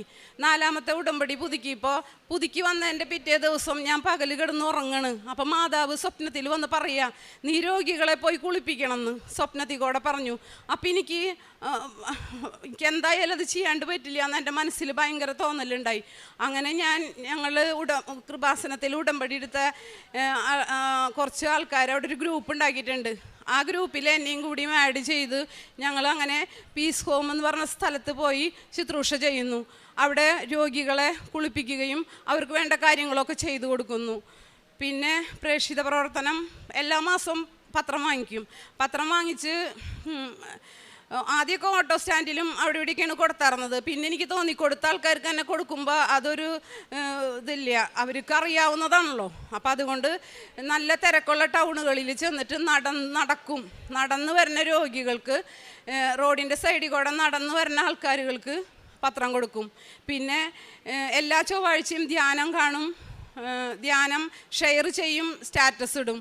പിന്നെ ഡെയിലി ബ്രെഡ്, എല്ലാ ദിവസവും ഡെയിലി ബ്രെഡ് കാണും, സ്റ്റാറ്റസ് ഇടും, ഷെയർ ചെയ്യും. അങ്ങനെ പിന്നെ ആത്മീയ ജീവിതത്തിൽ വന്ന മാറ്റം എന്ന് പറയുന്നത് ഒരുപാട് മാറ്റങ്ങൾ വന്നിട്ടുണ്ട്. കാരണം എനിക്കാണെങ്കിൽ പെട്ടെന്ന് എന്തെങ്കിലും കേട്ടാൽ പ്രതികരിക്കണ സ്വഭാവം, ദേഷ്യമൊക്കെ ഉള്ള സ്വഭാവമായിരുന്നു. ഇപ്പോൾ അതിലൊക്കെ ഒരുപാട് മാറ്റങ്ങൾ വന്നു. പിന്നെ സ്വന്തം കാര്യം നോക്കി മറ്റുള്ളവരുടെ കാര്യങ്ങളൊന്നും അങ്ങനെ അവരുടെ ബുദ്ധിമുട്ടുകളൊന്നും കേൾക്കും എന്നല്ലാതെ ഞാൻ അങ്ങനെ അധികം ചെവി കൊടുക്കാറില്ല. ഇപ്പോൾ മറ്റുള്ളവരുടെ വിഷമങ്ങൾ കാണുമ്പോഴുള്ളൊരു നമുക്കൊരു വേദനയിൽ, അവരുടെ വേദനയിൽ പങ്കുചേരുക, അവർക്ക് വേണ്ട സഹായങ്ങൾ ചെയ്തു കൊടുക്കുക. ആത്മീയമായ ഒരുപാട് മാറ്റങ്ങൾ എനിക്ക് സംഭവിച്ചിട്ടുണ്ട്. കാരണം എന്താ പറയുക, ബൈബിള് വായിക്കും, അരമണിക്കൂർ ബൈബിള് വായിക്കും, പിന്നെ കൊന്ത ചൊല്ലും, അങ്ങനെയുള്ള കാര്യങ്ങളൊക്കെ ചെയ്തു പോണു. അച്ഛൻ്റെ ചൊവ്വാഴ്ചത്തെ ധ്യാനം ചൊവ്വാഴ്ച തന്നെ കേൾക്കും. കാരണം എനിക്ക് പിന്നീടത്തേക്ക് മാറ്റി വയ്ക്കുന്നത് ഇഷ്ടമില്ല. പിന്നെ പ്രാർത്ഥനയുടെ 2 നേരം പ്രാർത്ഥനയൊന്നും ഇതുവരെ തെറ്റിക്കാനോ, എവിടെ പോകാമെന്നുണ്ടെങ്കിലും പ്രാർത്ഥനയുടെ നേരത്തേനും വീട്ടിൽ വരും. അതേപോലെ മോനായാലും ചേട്ടനായാലും പ്രാർത്ഥനയ്ക്ക് വന്നതിന് ശേഷം പ്രാർത്ഥന കൃത്യം 7 മണിക്ക് എവിടെ പോയാലും ഞങ്ങൾ വീട്ടിലെത്തും. അതനുസരിച്ചുള്ള സമയം നോക്കിയാൽ അപ്പുറത്തേക്ക് പോവുള്ളൂ. അങ്ങനെ ഒരുപാട് ചെറുതും വലുതുമായ അനുഗ്രഹങ്ങൾ തന്ന ഈശോയ്ക്കും മാതാവിനും കോടാനുകോടി നന്ദി പറയുന്നു. ഇത്രയും അനുഗ്രഹങ്ങൾ തന്ന് ഞങ്ങളെ സഹായിച്ച അമ്മ മാതാവിനും ഈശോയ്ക്കും 1000 നന്ദി പറഞ്ഞോളുന്നു. ഉടമ്പടിയിലൂടെ ദൈവം ഒരാളെ സ്വന്തമായി കരുതുന്നു. ഉൽപ്പത്തി പുസ്തകം 15-ാം അധ്യായം 18-ാം വചനമാണ്. ദൈവത്തിൻ്റെ മനുഷ്യനോടുള്ള ഒരു ബന്ധമാണ് ഉടമ്പടി, ഒരു വിശ്വാസത്തിൻ്റെ ഒരു ബന്ധം. ദൈവത്തിൻ്റെ പ്രശംസ ലഭിക്കുന്നത് വലിയ വലിയ പ്രവൃത്തികളിലൂടെയല്ല, വിശ്വാസത്തിലും അനുസരണയിലും നിന്നാണ്. നമ്മൾ പലപ്പോഴും വിചാരിക്കും ഫലം കാണുമെന്ന് ആഗ്രഹിക്കുന്നു, പക്ഷേ ദൈവം ചിലപ്പോൾ നമ്മളോട് കാത്തിരിക്കാനാണ് പറയുന്നത്. വിശ്വാസത്തോടെ കാത്തിരിക്കുമ്പോഴാണ് അത് ദൈവത്തിന് പ്രസാദകരമാകുന്നത്. അസാധ്യമാണെന്ന് തോന്നുന്ന കാര്യങ്ങൾ സാധ്യമാക്കി തരുന്ന ഒരു ദൈവമാണ് നമ്മുടെ കൂടെയുള്ളത്. പ്രശ്നങ്ങളും പ്രതിസന്ധികളുമായാലും ദൈവത്തിൻ്റെ വാഗ്ദാനങ്ങളിൽ നമ്മൾ ഉറച്ചു നിൽക്കുമ്പോൾ, ആ വിശ്വാസത്തിൽ ഉറച്ചു നിൽക്കുമ്പോഴാണ് ദൈവം ഒരാളെ സ്വന്തമായി കരുതുന്നത്. അങ്ങനെയുള്ളൊരു വലിയ സാക്ഷ്യമാണ് സുനിത സത്യൻ എന്ന മകൾ നമ്മളോട് സാക്ഷ്യപ്പെടുത്തിയത്. ദൈവത്തിന് സ്വന്തമായി കരുതിയ ഈ മക്കൾ 7 പ്രാവശ്യം പുതുക്കി ഇന്നിപ്പോൾ പരിശുദ്ധ അമ്മയുടെ സന്നിധിയിൽ വന്നത്.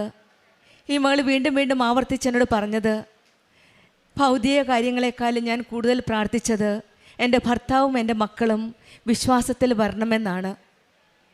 ഈ അമ്മയാണ് മക്കളെയും ഭർത്താവിനെയും എല്ലാം വിശ്വാസത്തിൽ വരുവാനും നയിക്കുവാനും പ്രാർത്ഥിച്ച് ഇവർക്ക് വേണ്ടി പ്രാർത്ഥിക്കുകയായിരുന്നു.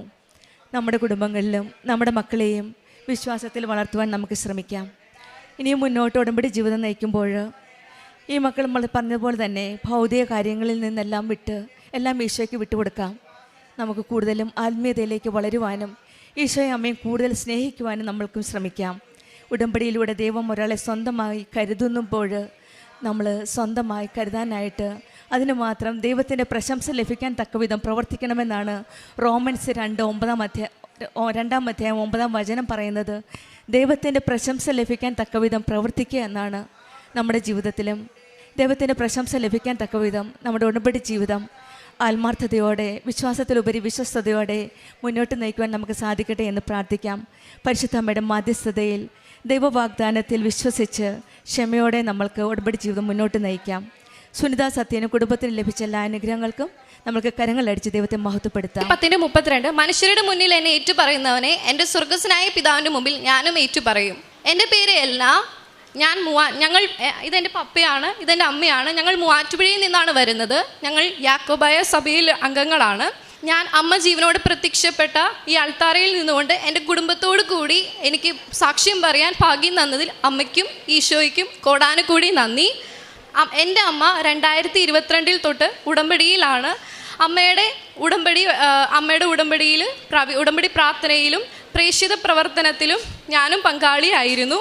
അന്നേരം ഞാൻ ഉടമ്പടി എടുത്തിരുന്നില്ല. പിന്നീട് ജൂലൈ 7-ാം തീയതി 2025 ഞാൻ കൃപാസനത്തിൽ വന്ന് തീർത്ഥാടന ഉടമ്പടി എടുക്കുന്നത്. ഇന്ന് ഞാനിവിടെ വന്നിരിക്കുന്നത് എൻ്റെ അമ്മയും ഈശോയും എൻ്റെ പിറന്നാൾ മാസമായ ഫെബ്രുവരിയിൽ എനിക്ക് സ്വർഗത്തിൽ നിന്ന് ഇറക്കി തന്ന എൻ്റെ ജോലിയുടെ സാക്ഷ്യം പറയാനാണ് ഞാനിന്ന് ഇവിടെ വന്നിരിക്കുന്നത്. ഞാൻ BTech നല്ല CGPയിലൂടെ പാസ്സായ ഒരു വിദ്യാർത്ഥിനിയാണ്. കഴിഞ്ഞ ജൂൺ മാസത്തിൽ പാസ്സായ ഒരു വിദ്യാർത്ഥിനിയാണ്. എനിക്ക് അക്കാഡമിക് നല്ല ബാക്ക്ഗ്രൗണ്ട് ഉള്ളതുകൊണ്ട് ഞാൻ വിശ്വസിച്ചിരുന്നത് എനിക്ക് എന്തായാലും ജോലി ലഭിക്കുമെന്നായിരുന്നു. ഞാൻ എൻ്റെ മെറിറ്റിലാണ് പൂർണ്ണമായി വിശ്വസിച്ചിരുന്നത്. പക്ഷേ ഞാൻ 100 കണക്കിന് ആപ്ലിക്കേഷൻ അയച്ചിട്ടും റെഫറലിന് വേണ്ടി ഒത്തിരി പേരോട് ആവശ്യപ്പെട്ടിട്ടും ക്യാമ്പസ് പ്ലേസ്മെൻറ്റിൽ ഓരോ റൗണ്ടിൽ എത്തിപ്പെട്ടിട്ടും എല്ലായിടത്തും എനിക്ക് ഫെയിലിയേഴ്സും റിജക്ഷൻസാണ് കിട്ടിയിരുന്നത്. എൻ്റെ കൂടെയുള്ള എല്ലാവരും എൻ്റെ പല മേഖലകളിൽ പല സ്ഥലങ്ങളിൽ പല കമ്പനിയിൽ ജോയിൻ ചെയ്യുകയും പള്ളിയിൽ പോയാലും എവിടെ പോയാലും എല്ലാവരുടെയും ചോദ്യങ്ങൾക്ക് ജോലി ആയില്ലേ എന്ന ചോദ്യങ്ങൾക്ക് ഉത്തരം പറഞ്ഞ് ഞാൻ വളരെയധികം ഒറ്റപ്പെട്ടിലായി. അതിനുശേഷമാണ് ഞാൻ കൃപാസനത്തിൽ വന്ന് ഉടമ്പടി എടുക്കുന്നത്. പിന്നീട് ഒരു പുതുക്കലിന് ശേഷം ഞാൻ ഡിസംബർ 7-ാം തീയതി അമ്മ പ്രത്യക്ഷപ്പെട്ട ഈ സന്നിധിയിൽ അമ്മയെ ഈശോപ്പച്ചനെ മുത്തുവാൻ വന്ന അവസരത്തിൽ ഞാൻ ഇവിടെ വന്ന് അമ്മയെ ഈശോപ്പച്ചനെ മുത്തിക്കൊണ്ട് പറഞ്ഞു, എത്ര താമസിച്ചാലും അമ്മയെ ഈശോപ്പച്ചനും എനിക്ക് ഒരു ജോലി തരുമെന്ന് എനിക്ക് ഉറപ്പാണ്. അമ്മയ്ക്ക് ഈശോപ്പച്ചനും എന്നെക്കുറിച്ചൊരു പദ്ധതി ഉണ്ടെന്ന് എനിക്ക് മനസ്സിലായി. അതൊരിക്കലും നാശത്തിന് വേണ്ടിയല്ല, ക്ഷേമത്തിന് വേണ്ടിയുള്ള പദ്ധതിയാണെന്ന് എനിക്കറിയാം. അതുകൊണ്ട് ജോലി എത്ര താമസിച്ചാലും അമ്മയും ഈശോപ്പച്ചനും എനിക്ക് തരുമെന്ന് ഉറപ്പുള്ളത് കൊണ്ട് ഞാൻ ഇന്ന് നന്ദി പറഞ്ഞിട്ടാണ് ഇവിടെ നിന്ന് പോയിരുന്നത്. പിന്നീട് ഡിസംബർ 15-ാം തീയതി ഞാൻ ബഹുമാനപ്പെട്ട ജോസഫ് അച്ഛനെ കാണുവാൻ വന്നു. അച്ഛൻ്റെ ബ്ലെസ്സിങ്ങിൻ്റെ സമയത്ത് ഞാൻ അച്ഛനോട് ഞാൻ ഇനി പഠിക്കണോ അതോ ജോലിക്ക് തന്നെ ശ്രമിക്കണമോ എന്ന് ചോദിച്ചു. അതിനെ തുടർന്ന് അച്ഛൻ എന്നോട് ഒരു നമ്പർ പറയുവാൻ ആവശ്യപ്പെട്ടു. അപ്പോൾ ഞാൻ 7 എന്നൊരു നമ്പർ പറയുകയും അച്ഛൻ അമ്മയെ നോക്കിക്കൊണ്ട് 7-ൽ നടക്കുമെന്ന് എന്നോട് പറഞ്ഞു. പക്ഷേ ഏത് ദിവസമാണോ മാസമാണോ തീയതിയാണോ എന്നൊന്നും എനിക്ക് മനസ്സിലായില്ലായിരുന്നു. അത് കഴിഞ്ഞ് പിന്നെ ഞാൻ എൻ്റെ പ്രാർത്ഥനയിൽ കൂടുതൽ ശക്തീകരിക്കും, എൻ്റെ പ്രേക്ഷിത പ്രവർത്തനം കൂടുതൽ ആഴപ്പെടുകയും ഞാൻ അമ്മയോടും ഈശോപ്പച്ചനോടും ഒരു സോഫ്റ്റ്വെയർ കമ്പനിയിൽ എനിക്ക് ജോലി കിട്ടണമെങ്കിൽ അത് 4-5 റൗണ്ട് പാസ്സായിട്ട് വേണം ജോലിക്ക് കയറുവാൻ. അമ്മയും ഈശോപ്പച്ചനും എനിക്ക് അമ്മയുടെ ഈശോപ്പച്ചനെയും ഉടമ്പടിയുടെ ഫാക്ടേഴ്സായ ലൈറ്റ് വെയ്റ്റിങ്ങും ടൈം ഷോർട്ടിങ്ങിലൂടെ ഒരു ജോലി തരണമെന്ന് ഞാൻ കഠിനമായി പ്രാർത്ഥിച്ചു. അതിനെ തുടർന്ന് എനിക്ക് ഒറ്റ ഇൻ്റർവ്യൂവിൽ തന്നെ എന്നെ ഡിസംബർ 17-ാം തീയതി ഒരു HR വിളിക്കുകയും, ഒരു പ്രമുഖ കമ്പനി ക്ലേസിസ് എന്ന കമ്പനിയിൽ ഒരു HR വിളിക്കുകയും ഞാൻ പഠിച്ചിട്ടില്ലാത്തൊരു മേഖലയിൽ എനിക്കൊരു ഡെവലപ്പർ പൊസിഷനായിട്ട് എന്നെ ഇൻ്റർവ്യൂവിന് ഷെഡ്യൂൾ ചെയ്യുകയും ചെയ്തു. പിറ്റേന്ന് ഡിസംബർ 18-ാം തീയതി ആ ഇൻ്റർവ്യൂവിൻ്റെ സമയത്ത് ഞാൻ അമ്മയോട് അമ്മയുടെ സാന്നിധ്യം ഉണ്ടെന്ന് മനസ്സിലാക്കുവാൻ വേണ്ടി ഗ്രേ കളർ ഡ്രസ്സ് ഇട്ട് ഒരു മാം ആയിരിക്കണം എൻ്റെ ഇൻ്റർവ്യൂർ എന്ന് ഞാൻ പറഞ്ഞിരുന്നു.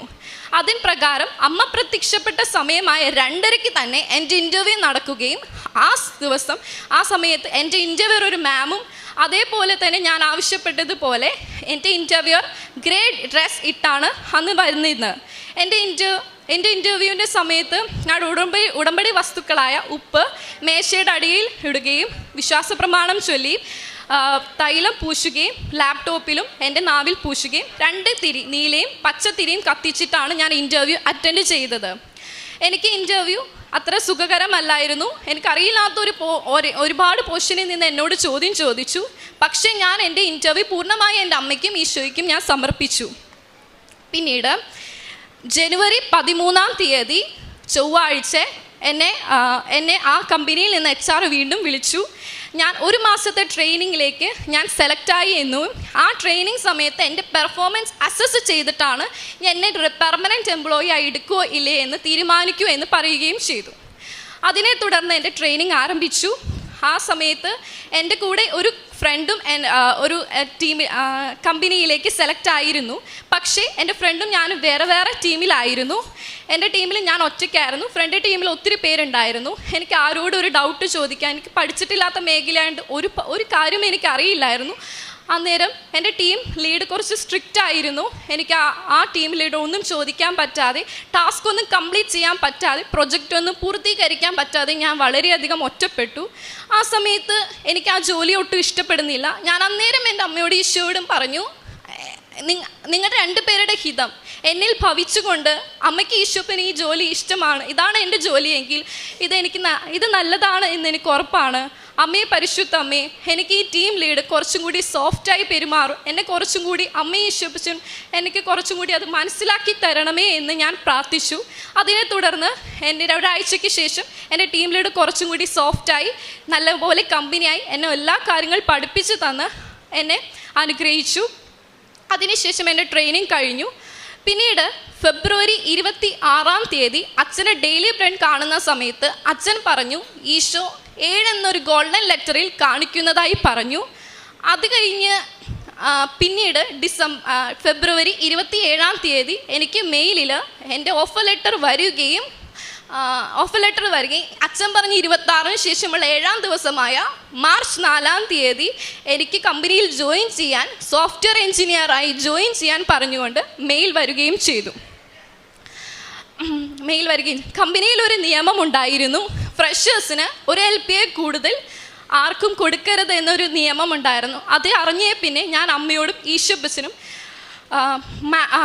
മത്തായി 19:26 പറയുന്ന പ്രകാരം മനുഷ്യർക്ക് അസാധ്യമായത് ദൈവത്തിന് സാധ്യമായ എന്ന് എനിക്ക് തെളിവായിട്ട് എൻ്റെ ഒരു LPയിൽ നിന്ന് എനിക്ക് കുറച്ചും കൂടി മാസ വരുമാനം കുറച്ചും കൂടി കൂട്ടി തന്ന് അമ്മേ പരിശുദ്ധമ്മയെ എന്നെ അനുഗ്രഹിക്കണമേ എന്ന് ഞാൻ പ്രാർത്ഥിച്ചതിനെ തുടർന്ന് വേറെ ആർക്കും ആ കമ്പനിയിൽ കൊടുക്കാത്തത് വർഷവരുമാനം ഒരു LPയിൽ നിന്ന് എൻ്റെ അമ്മയും ഈശോയും എനിക്കത് 2 LP ആയിട്ട് അനുഗ്രഹിച്ചു തന്നു.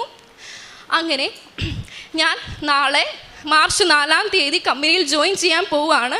ഞാൻ പറഞ്ഞതുപോലെ ജോയിൻ ചെയ്യുന്നതിന് മുന്നേ ഞാൻ അമ്മയോടും ഈശോപ്പച്ചനോടും വന്ന് സാക്ഷ്യം പറയുമെന്ന് പറഞ്ഞതുകൊണ്ടാണ് ഞാൻ ഇന്ന് ഇവിടെ സാക്ഷ്യം പറയാൻ വന്നത്. എൻ്റെ യോഗ്യതയാലല്ല, അമ്മയുടെ കൃപയാൽ ഒരു ഉടമ്പടിയുടെ ഫാക്ടേഴ്സായ ലൈറ്റ് വെയ്റ്റിംഗ് ടൈം ഷോർട്ടനിങ്ങിലൂടെയാണ് എനിക്ക് ഈ ജോലി ലഭിച്ചത്. അമ്മയ്ക്കും ഈശോപ്പച്ചനും ഈ അനുഗ്രഹം തന്നതിന് അമ്മയ്ക്കും ഈശോപ്പച്ചനും കോടാനുകൂടി നന്ദി. രണ്ടാമത്തെ എൻ്റെ ഒരു നിയോഗമായിരുന്നു എൻ്റെ അമ്മയുടെ ചേച്ചിയുടെ മോന് വിവാഹം കഴിഞ്ഞ് 7 വർഷമായിട്ടും കുഞ്ഞുങ്ങളുണ്ടായിരുന്നില്ല. അന്നേരം ഞാനിവിടെ അച്ഛനെ കാണാൻ വന്ന ദിവസം കൃപാസനത്തിൽ വെച്ച് അമ്മയോട് ഈശോയോട് പ്രാർത്ഥിച്ചപ്പോൾ ഡിസംബർ മാസത്തിൽ അമ്മയ്ക്ക് ഈശോയിനെ കിട്ടിയ മാസമാണല്ലോ, ആ മാസത്തിൽ തന്നെ എൻ്റെ ചേട്ടായിക്ക് ഒരു മംഗളവാർത്ത ഉണ്ടാകണമേ എന്ന് ഞാൻ പ്രാർത്ഥിച്ചു. ഞാൻ കൃപാസനത്തിൽ നിന്ന് പോകുന്നതിന് മുൻപേ ആയിട്ട് ചേട്ടായിയുടെ അമ്മ എന്നെ വിളിക്കാനിടയായി. ചേട്ടായിയുടെ ചേച്ചി ഗർഭിണിയായി എന്ന് പറഞ്ഞുകൊണ്ട് അമ്മയും ഈശോപ്പച്ചനും ഈ അനുഗ്രഹം തന്നതിന് കൊടാനുകൂടി നന്ദി. പ്രേക്ഷിത പ്രവർത്തനമായിട്ട് ഞാൻ ഇവിടുന്ന് എല്ലാ മാസം എൻ്റെ അമ്മയോട് കൂടി ഞാൻ പത്രം വാങ്ങുകയും അതിൽ വിശ്വാസ പ്രമാണം ചൊല്ലി തൈലം പൂശിയും പ്രത്യക്ഷീകരണ പ്രാർത്ഥന ഫോട്ടോസ്റ്റാറ്റും എടുത്തും മത്തായി 21:22 വിശ്വസ്തോടെ പ്രാർത്ഥിക്കുന്നതെല്ലാം നിങ്ങൾക്ക് ലഭിക്കുമെന്ന വചനം എഴുതിയും ആണ് ഞാൻ എല്ലാവർക്കും കൊടുത്തിരുന്നത്. കഴിഞ്ഞ മാസമായ ഫെബ്രുവരി 8-ാം തീയതി ഞാൻ ഇവിടെ വന്ന് എൻ്റെ പിറന്നാൾ ദിവസം ഫെബ്രുവരി 8-ാം തീയതി ഞാൻ ഇവിടെ വന്ന് 8 കെട്ട് പത്രം വാങ്ങിക്കുകയും ഞാൻ 144 പ്രത്യക്ഷീകരണ പ്രാർത്ഥന എൻ്റെ സ്വന്തം കൈകൊണ്ട് എഴുതി 4 സ്ഥലങ്ങളിൽ 2 കെട്ട് പത്രമായി എനിക്ക് ജോലി കിട്ടുന്നതിന് മുന്നേ ജോലി അമ്മയും ഈശോപ്പച്ചനും തന്നു എന്നും ഒരു പ്രത്യക്ഷീകരണ സാക്ഷ്യമായി എല്ലാവരോടും പറഞ്ഞ് അറിയുന്നവരെ ആഴപ്പെടുത്തുവാനും അറിയില്ലാത്തവരെ അറിയിക്കുവാനുമായി എനിക്ക് അന്ന് സാധിച്ചു. എല്ലാവരോടും ഞാൻ ആ പത്രം പറഞ്ഞു കൊടുത്തു. ഞാൻ ഡെയിലി ബ്രെഡ് അതേപോലെ ഉടമ്പടി ധ്യാനവും അച്ഛൻ പറയുന്ന ഓരോ കാര്യങ്ങൾ നോട്ട് ചെയ്തും അച്ഛൻ പറയുന്ന ഓരോ വചനങ്ങളും വാക്യങ്ങളും ഞാൻ എൻ്റെ ബൈബിളിൽ കുറിച്ച് വെച്ച് ഞാനത് എല്ലാവർക്കും അതിൻ്റെ കൂടെ ആ വാക്യങ്ങളും വചനങ്ങളും ലിങ്കിൻ്റെ കൂടെ എല്ലാവർക്കും സോഷ്യൽ മീഡിയയിൽ ഷെയർ ചെയ്യുമായിരുന്നു. എൻ്റെ ഉടമ്പടി എടുത്തതിനുള്ള ശേഷമുള്ള എൻ്റെ ആത്മീയ ജീവിതം, ഞാൻ ഉടമ്പടി എടുത്തതിന് ശേഷം എൻ്റെ ഈശോയും അമ്മയുമായിട്ടുള്ള സ്നേഹബന്ധത്തിൽ വളരെയധികം ആഴപ്പെടുവാനും ഒത്തിരി എൻ്റെ സങ്കടങ്ങൾ സന്തോഷങ്ങൾ പറയുവാനും പങ്കുവയ്ക്കുവാനും എനിക്ക് സാധിച്ചു. ഞാൻ എന്നും എൻ്റെ ജോലി തടസ്സം കാരണം ഏഷ്യായ 45:2 ഞാൻ നിനക്ക് മുമ്പായി പോയി എൻ്റെ മലകൾ നിരപ്പാക്കുകയും പിച്ചളവാതുകൾ തകർക്കുകയും ഇരുമ്പോടാമ്പുകൾ ഒടുക്കുകയും ചെയ്ത് എന്നുള്ള ആ വചനം വായിച്ചിട്ടാണ് ഞാൻ എന്നും പ്രാർത്ഥിക്കാറ്. ഞാൻ അച്ഛൻ പറഞ്ഞതുപോലെ തന്നെ മർക്കോസ് 1:15 പറഞ്ഞ പ്രകാരം സമയം പൂർത്തിയായി, ദൈവരാജ്യം സമീപിച്ചിരിക്കുന്നു, അനുദപിച്ച് സുവിശേഷത്തിൽ വിശ്വസിക്കും എന്ന് പറഞ്ഞ പ്രകാരം കുംഭസാര ജപം ചൊല്ലി വേണം, അനുദപിച്ച് പാപങ്ങൾ ഏറ്റു പറഞ്ഞിട്ട് വേണം സുവിശേഷം വായിക്കാൻ എന്ന് പറഞ്ഞതിന് പ്രകാരം ഞാൻ ബൈബിൾ വായിക്കുമ്പോൾ കുംഭസാരം ചൊല്ലി എൻ്റെ പാപങ്ങൾ ഏറ്റു പറഞ്ഞ് അനുദപിച്ചിട്ടാണ് സുവിശേഷങ്ങൾ വായിക്കാറ്. ഞാനൊരു യാക്കോബായ സഭയാണ്, അവിടത്തെ പോലെ 40 ദിവസം കഴിഞ്ഞിട്ടാണ് കുമ്പസാരിക്കാറ്. പക്ഷേ ഞാൻ 2 ആഴ്ച കൂടുമ്പോൾ കുമ്പസാരിക്കുകയും വിശുദ്ധ കുർബാന ഒത്തിരി പ്രാവശ്യം വിശുദ്ധ കുർബാനയ്ക്ക് പങ്കാളിയാകുകയും വിശുദ്ധ കുർബാന അനുഭവിക്കുകയും ചെയ്യാറുണ്ട്.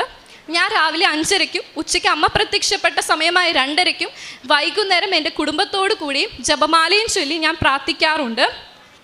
കാരുണ്യ പ്രവൃത്തിയായിട്ട് ഞാൻ ചെയ്യാറ് അമ്മയുടെ കൂടെ അനാഥശാലയിൽ പോയി എല്ലാവർക്കും ഒരു നേരത്തെ ആഹാരം കൊടുക്കുകയും എനിക്ക് കിട്ടുന്ന പോക്കറ്റ് മണിയായിട്ട് കിട്ടുന്ന പൈസ എല്ലാം കൂട്ടിവെച്ച് കുടുക്കയിൽ സൂക്ഷിച്ച് അത് കൂട്ടി ഞാൻ എല്ലാവർക്കും ആഹാരമായി കൊടുക്കാറുണ്ട്.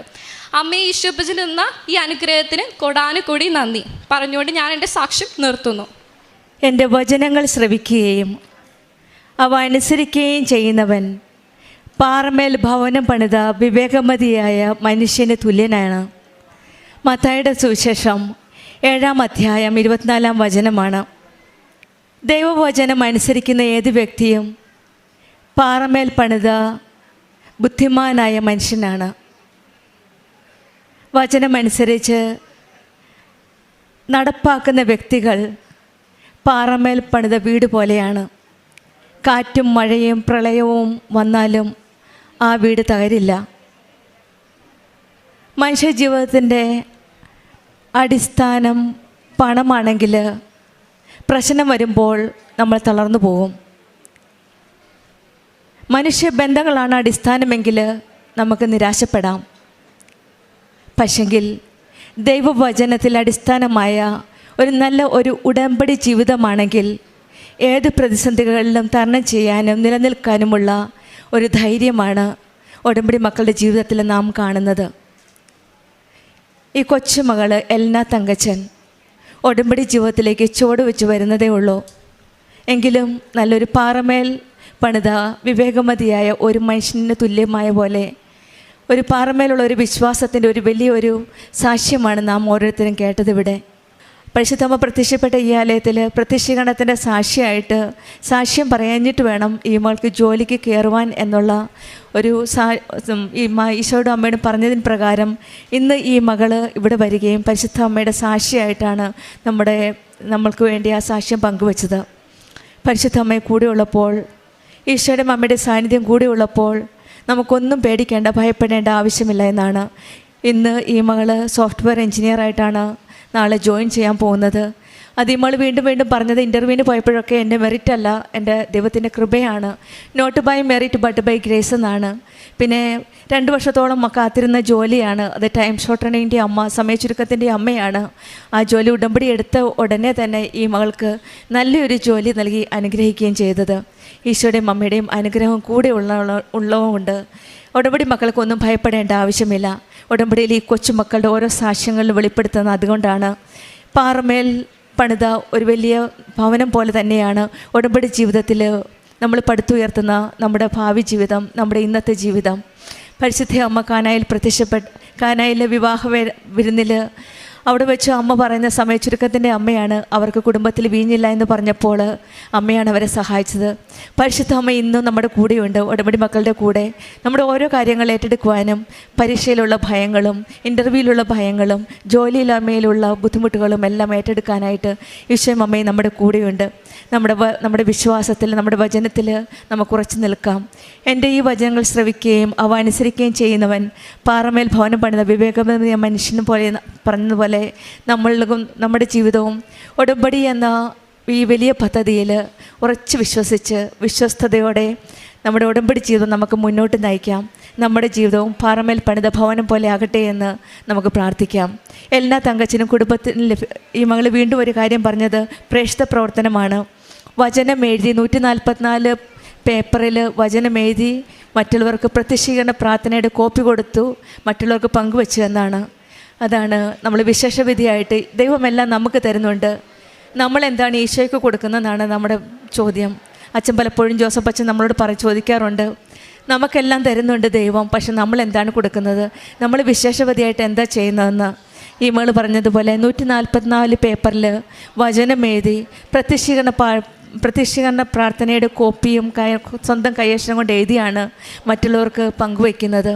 ഈ കൊച്ചുമകൾ നമ്മൾ പറയാം ഒരുപക്ഷെ പഠിത്തമുണ്ട്, പരീക്ഷയുണ്ട്, പക്ഷെങ്കിൽ ഈ മകൾ വിശേഷവിധിയായിട്ട് സമയം കണ്ടെത്തി മറ്റുള്ളവർക്ക് വേണ്ടി ആ വചനം മറ്റുള്ളവർക്ക് അറിയാത്തവരെ അറിയിക്കാനും അറിഞ്ഞവരെ ആഴപ്പെടുത്തുവാനുമുള്ള ശ്രമമാണ് ഈ കൊച്ചു പ്രായത്തിൽ തന്നെ ഈ മകളെടുക്കുന്ന വിശേഷവിധിയായിട്ട് ചെയ്യുന്ന പ്രവർത്തികൾ.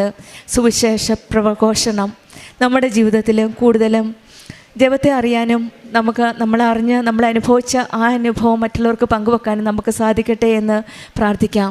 ഈ മകളുടെ യാക്കോബായിട്ട് നിയമപ്രകാരം 40 ദിവസത്തിൽ ഒരു ദിവസം കുമ്പസാരിച്ചാൽ മതി. പക്ഷെങ്കിൽ ഉടമ്പടി നിയമപ്രകാരം നിബന്ധന പ്രകാരം 2 ആഴ്ച കൂടുമ്പോഴാണ് കുമ്പസാരം. അതനുസരിച്ച് ഉടമ്പടി നിബന്ധന അനുസരിച്ച് 2 ആഴ്ചയിൽ കുമ്പസാരിക്കുന്ന ഒരു മകളാണ്. നമ്മുടെ ജീവിതത്തിൽ ഉടമ്പടി ജീവിതം വലിയ മാറ്റങ്ങളാണ് വരുത്തുന്നത്. ഒരു ആത്മീയ ജീവിതം, എന്തും തന്നെ ചെയ്യാനുള്ള ധൈര്യം, എന്തും നമ്മുടെ കൂടെ ഈശോയും അമ്മയും കൂടെ ഉണ്ടെന്നുള്ളൊരു ധൈര്യം ലഭിക്കുന്നത് ഉടമ്പടി ജീവിതം വിശ്വസ്തയോടെ ജീവിക്കുമ്പോഴാണ്. നമ്മുടെ ജീവിതത്തിലും കൂടുതൽ വിശ്വസ്തയോടെ കൂടുതൽ തീഷ്ണതയോടെ ഉടമ്പടി ജീവിതം നയിക്കാൻ നമുക്കും പ്രാർത്ഥിക്കാം. എല്ലാ തങ്കച്ചിനും കുടുംബത്തിനും ലഭിച്ച എല്ലാ അനുഗ്രഹങ്ങൾക്കും നമ്മൾക്ക് കരങ്ങളടിച്ച് ദൈവത്തെ പ്രത്യക്ഷത്തിന് സാക്ഷിയാക്കിയതിന് അമ്മ മാതാവിനും ഈശോപ്പയ്ക്കും ഒരുപാട് നന്ദി.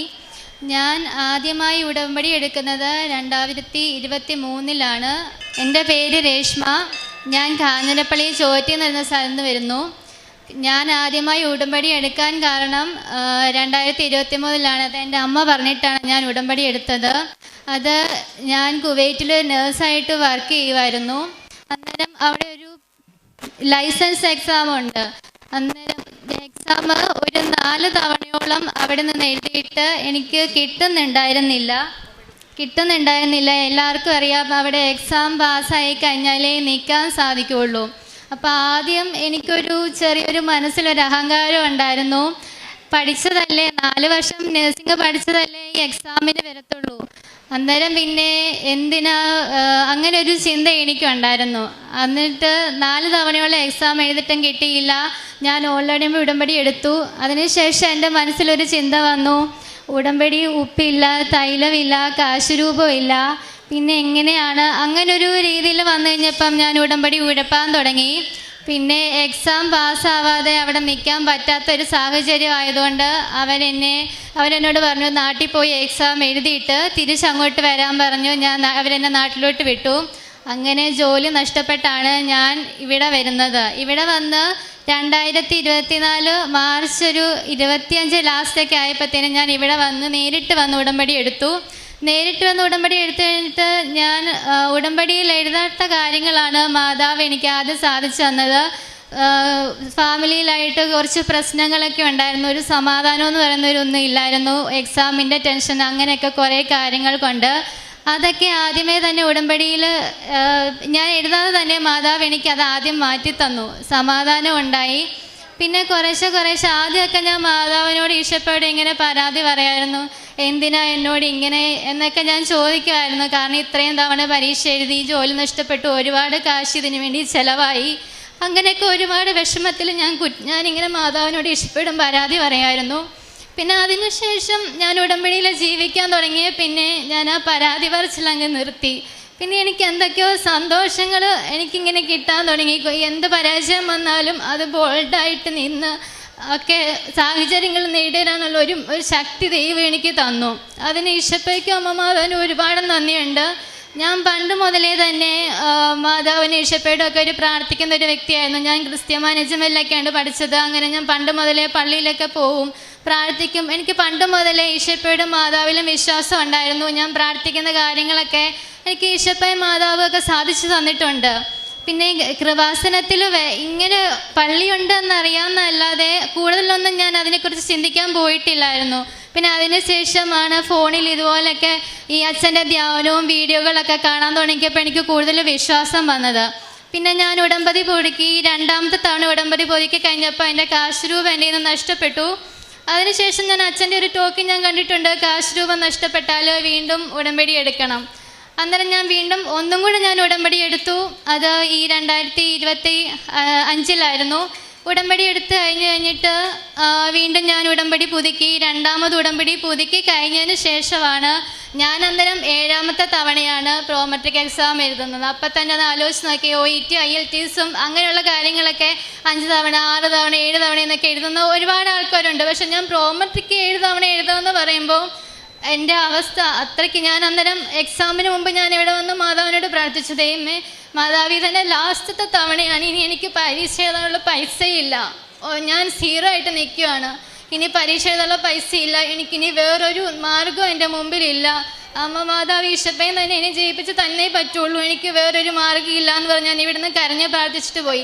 ഈ എക്സാം എഴുതുന്നതിന് മുമ്പ് ഞാൻ ഒരു ദിവസം വൈകുന്നേരം പ്രാർത്ഥിക്കുമ്പോഴത്തേനും എനിക്ക് തിരിയിൽ ഈശോയുടെ രൂപം ഇങ്ങനെ തെളിഞ്ഞ് കണ്ടു. ഞാൻ ഒരു 5-10 മിനിറ്റോളം ഞാൻ ഫോണിൽ ഞാനിങ്ങനെ കണ്ടു. ഞാൻ ഫോണിൽ ഫോട്ടോ എടുത്തിട്ടുണ്ട്. അങ്ങനെ ഞാൻ കണ്ട് അതിന് ശേഷമാണ് ഞാൻ എക്സാം പാസ്സാവുന്നത്. എക്സാം ഞാൻ എഴുതാൻ പോകുമ്പം ഈ ഉടമ്പടി കാശ് രൂപം തൈലം എല്ലാം ഞാൻ കൊണ്ടുപോയി. അവിടെ പോയിട്ട് എനിക്കൊരു വൈകുന്നേരമായിരുന്നു എക്സാം. അവിടെ ചെന്നു അവരെ ആരും കാണാതെ ഒരു സ്ഥലത്ത് ഞാൻ ഉപ്പിട്ട് ഞാൻ പ്രാർത്ഥിച്ചിട്ട് ഞാൻ എക്സാം സെൻറ്ററിൽ കയറിയിരുന്നു. നോക്കുമ്പം എനിക്ക് ആകെ കൂടെ 3-5 ക്വസ്റ്റ്യന് ആകെ അറിയാവുള്ളൂ ആൻസർ. 55% മാർക്കും വേണം. ഞാൻ ഇതുവരെ എഴുതിയതിൽ ഏറ്റവും പാടുള്ള ഒരു എക്സാം എന്ന് പറയുന്നത് അതായിരുന്നു. ഞാൻ എൻ്റെ മാതാവെ ഞാൻ തോറ്റുപോയല്ലോ എന്ന് വിചാരിച്ചുകൊണ്ട് എനിക്ക് എന്തൊക്കെയോ ഞാൻ അവിടെ കാണിച്ചു വെച്ചു. ഇതിൻ്റെ ഇടയ്ക്ക് ഞാൻ വിശ്വാസ പ്രമാണം ചൊല്ലാൻ മറന്നില്ല. ഞാൻ അത് മാത്രം ചൊല്ലിക്കൊണ്ട് ഞാനത് സ്ക്രോൾ ചെയ്ത് അത്രയും ക്വസ്റ്റ്യൻ, ഞാൻ 150 ക്വസ്റ്റ്യൻ ഉണ്ടായിരുന്നു. അത്രയും ഞാൻ അവിടെ ചെയ്തിട്ട് ഇറങ്ങിയിട്ട് ഞാൻ എൻ്റെ ഹസ്ബൻഡിനോട് പറഞ്ഞു, ഞാൻ തോറ്റുപോയി എന്ന് എനിക്ക് തോന്നുന്നത്. പക്ഷേ എനിക്കൊരു സങ്കടമോ വിഷമമോ അന്നേരവും വന്നില്ല. ഇതില്ലെങ്കിൽ ഞാൻ വേറെ എന്തെങ്കിലും നോക്കുമെന്നുള്ള രീതിയിൽ എനിക്ക് മനസ്സിന് ധൈര്യമായിരുന്നു. സാധാരണ എക്സാം കഴിഞ്ഞ് ഇറങ്ങിക്കഴിയുമ്പോഴത്തേനും ഒരു 5 മിനിറ്റ് പോലും വേണ്ട, എക്സാം സെൻറ്ററിൽ നിന്ന് താഴെ ഇറങ്ങുമ്പോൾ അന്നേരം നമ്മുടെ മെയിൽ ഐ ഡിയിൽ റിസൾട്ട് വരുന്നതാണ്. അന്നത്തെ ദിവസം എനിക്ക് റിസൾട്ട് വന്നിട്ടില്ല. രാത്രിയായിട്ടും വന്നില്ല. അത്രയൊക്കെ ഞാൻ ടെൻഷനോടെ നോക്കുന്നുണ്ട്. രാത്രിയായിട്ടും വന്നില്ല. പിറ്റേ ദിവസം വെളുപ്പിനെ ഞാൻ 5:30 ഇവിടുത്തെ പ്രത്യക്ഷ പ്രാർത്ഥന ചൊല്ലാൻ ഇരുന്ന് പ്രാർത്ഥിച്ചുകൊണ്ടിരിക്കുന്ന സമയത്ത്, ഈ പരീക്ഷയുടെ കാര്യം പറഞ്ഞ് പ്രാർത്ഥിക്കുന്ന സമയത്ത് എൻ്റെ ഹസ്ബൻഡ് എന്നെ ഫോണിൽ നോക്കിയിട്ട് പറഞ്ഞു, എടി റിസൾട്ട് വന്നു എന്ന് പറഞ്ഞു. എനിക്ക് വല്ലാത്തൊരു അത്ഭുതമാണ് സംഭവിച്ചത്. കാരണം ഞാൻ പാസ്സാവുമെന്ന് എനിക്കൊന്നും അറിയത്തില്ല. ഞാൻ പറഞ്ഞല്ലോ, ആകെ കൂടെ കുറച്ച് ക്വസ്റ്റ്യൻ മാത്രമേ അറിയത്തുള്ളൂ. ആ ക്വസ്റ്റ്യൻ കൊണ്ടൊന്നും അറിയാവുന്ന ആൻസർ കൊണ്ടൊന്നും ഇത്രയും 55% മാർക്ക് മേടിക്കാൻ പറ്റത്തില്ല. അത്രയും വലിയൊരു കൃപ അനുഗ്രഹമാണ് എൻ്റെ ഈശോപ്പെ അമ്മ മാതാവ് എനിക്ക് തന്നത്. അതിനുശേഷം ഞാൻ മൂന്നാമത് പുതുക്കിയതിന് ശേഷം ഇവിടെ ഞാൻ സാക്ഷ്യം പറഞ്ഞപ്പോഴത്തേനും എന്നോട് പറഞ്ഞു, വിസ വന്നിട്ടില്ലല്ലോ, വിസ വന്നു കഴിഞ്ഞാൽ സാക്ഷ്യം പറഞ്ഞാൽ മതി എന്ന് പറഞ്ഞു. പിന്നെ മൂന്നാമത്തെ പുതുക്കലിന് ശേഷം കുറച്ചൊരു താമസം ഉണ്ടായിരുന്ന കാര്യങ്ങൾക്കൊക്കെ. കാരണം എനിക്ക് വിസ വന്നില്ല, വേറെ ഒന്നും ആ സംഭവം നടന്നില്ല. പിന്നെ എൻ്റെ എന്നോട് തിരിച്ച് എക്സാം പാസ്സായി നീ തിരിച്ച് വന്ന് അവരെന്നോട് എടുക്കാമെന്ന് എന്നോട് ഹോസ്പിറ്റൽ മാനേജ്മെൻറ്റ് പറഞ്ഞു. അതുപോലെ തന്നെ ഞാൻ എക്സാം പാസ്സായി എന്ന് അവരറിഞ്ഞപ്പോൾ അവരെന്നെ തിരിച്ചു വിളിച്ചു. എന്നോട് പറഞ്ഞു, നീ അങ്ങോട്ട് തന്നെ വാ എന്ന് അവരെന്നോട് ഇങ്ങോട്ട് പറയുമായിരുന്നു. അങ്ങനെ അങ്ങോട്ട് തന്നെ പോകാൻ വേണ്ടി വിസയൊക്കെ അവർ തന്നെ, എനിക്ക് വിസയ്ക്ക് പൈസയൊന്നും കൊടുക്കേണ്ട, അവർ തന്നെ എനിക്ക് വിസയൊക്കെ ഇങ്ങോട്ട് അയച്ചു തരിക ചെയ്തത്. അന്നേരം അതിൻ്റെ ഇടയ്ക്ക് ഈ മൂന്നാമത് പുതുക്കി കഴിഞ്ഞപ്പോൾ ശേഷം ഒരു ചെറിയ തടസ്സങ്ങളൊക്കെ ഉണ്ടായി. എൻ്റെ സർട്ടിഫിക്കറ്റുകളൊക്കെ അവരവിടെ അപ്ലൈ ചെയ്തപ്പോഴത്തേനും കുറച്ച് റിജക്ഷനൊക്കെ വന്നു. അന്നേരം ആ സമയത്ത് ഞാൻ അന്നേരം തന്നെ light and candle prayer request ഇട്ടിട്ട് ഞാൻ പ്രാർത്ഥിച്ചു, ഈ തടസ്സങ്ങളെല്ലാം മാറ്റിത്തരണമെന്ന് പ്രാർത്ഥിച്ചു. 2-3 ദിവസത്തിനുള്ളിൽ എൻ്റെ ഈ തടസ്സം മാറ്റിത്തന്നു. എനിക്ക് ഈ 4ാമത്തെ പുതുക്കലിന് എനിക്ക് വിസ വന്നു. പിന്നെ വിസ വന്നതിന് ശേഷം മെഡിക്കൽ ഉണ്ടായിരുന്നു. കഴിഞ്ഞ തവണ എനിക്ക് മെഡിക്കൽ എടുത്തപ്പോഴത്തേനും ഒരു ചെസ്റ്റിന് ചെറിയൊരു പ്രശ്നം ഉണ്ടായിരുന്നു. ഈ തവണ ആ ഒരു പ്രശ്നവും ഉണ്ടായിരുന്നില്ല. മെഡിക്കലെല്ലാം പാസ്സായി. വിസ സ്റ്റാമ്പിങ് കാര്യങ്ങൾ എല്ലാം ദൈവത്തിൻ്റെ കൃപയാൽ നടന്നു.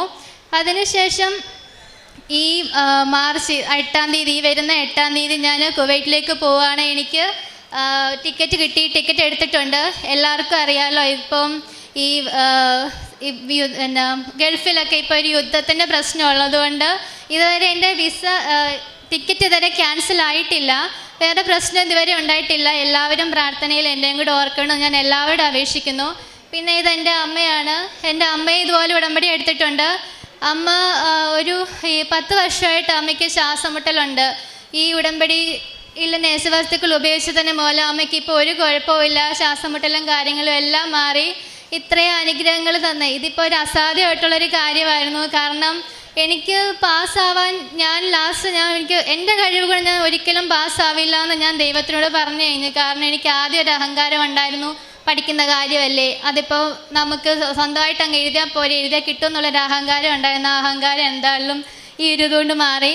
ദൈവത്തിൻ്റെ കൃപയിൽ ഒന്നുകൊണ്ട് മാത്രമാണ് ഞാൻ എക്സാം പാസ്സായത്. എനിക്ക് വിസ വന്നു, ഇപ്പോൾ ടിക്കറ്റ് വന്നു, എല്ലാം ദൈവത്തിൻ്റെ കൃപ ഒന്നുകൊണ്ട് മാത്രമാണ്.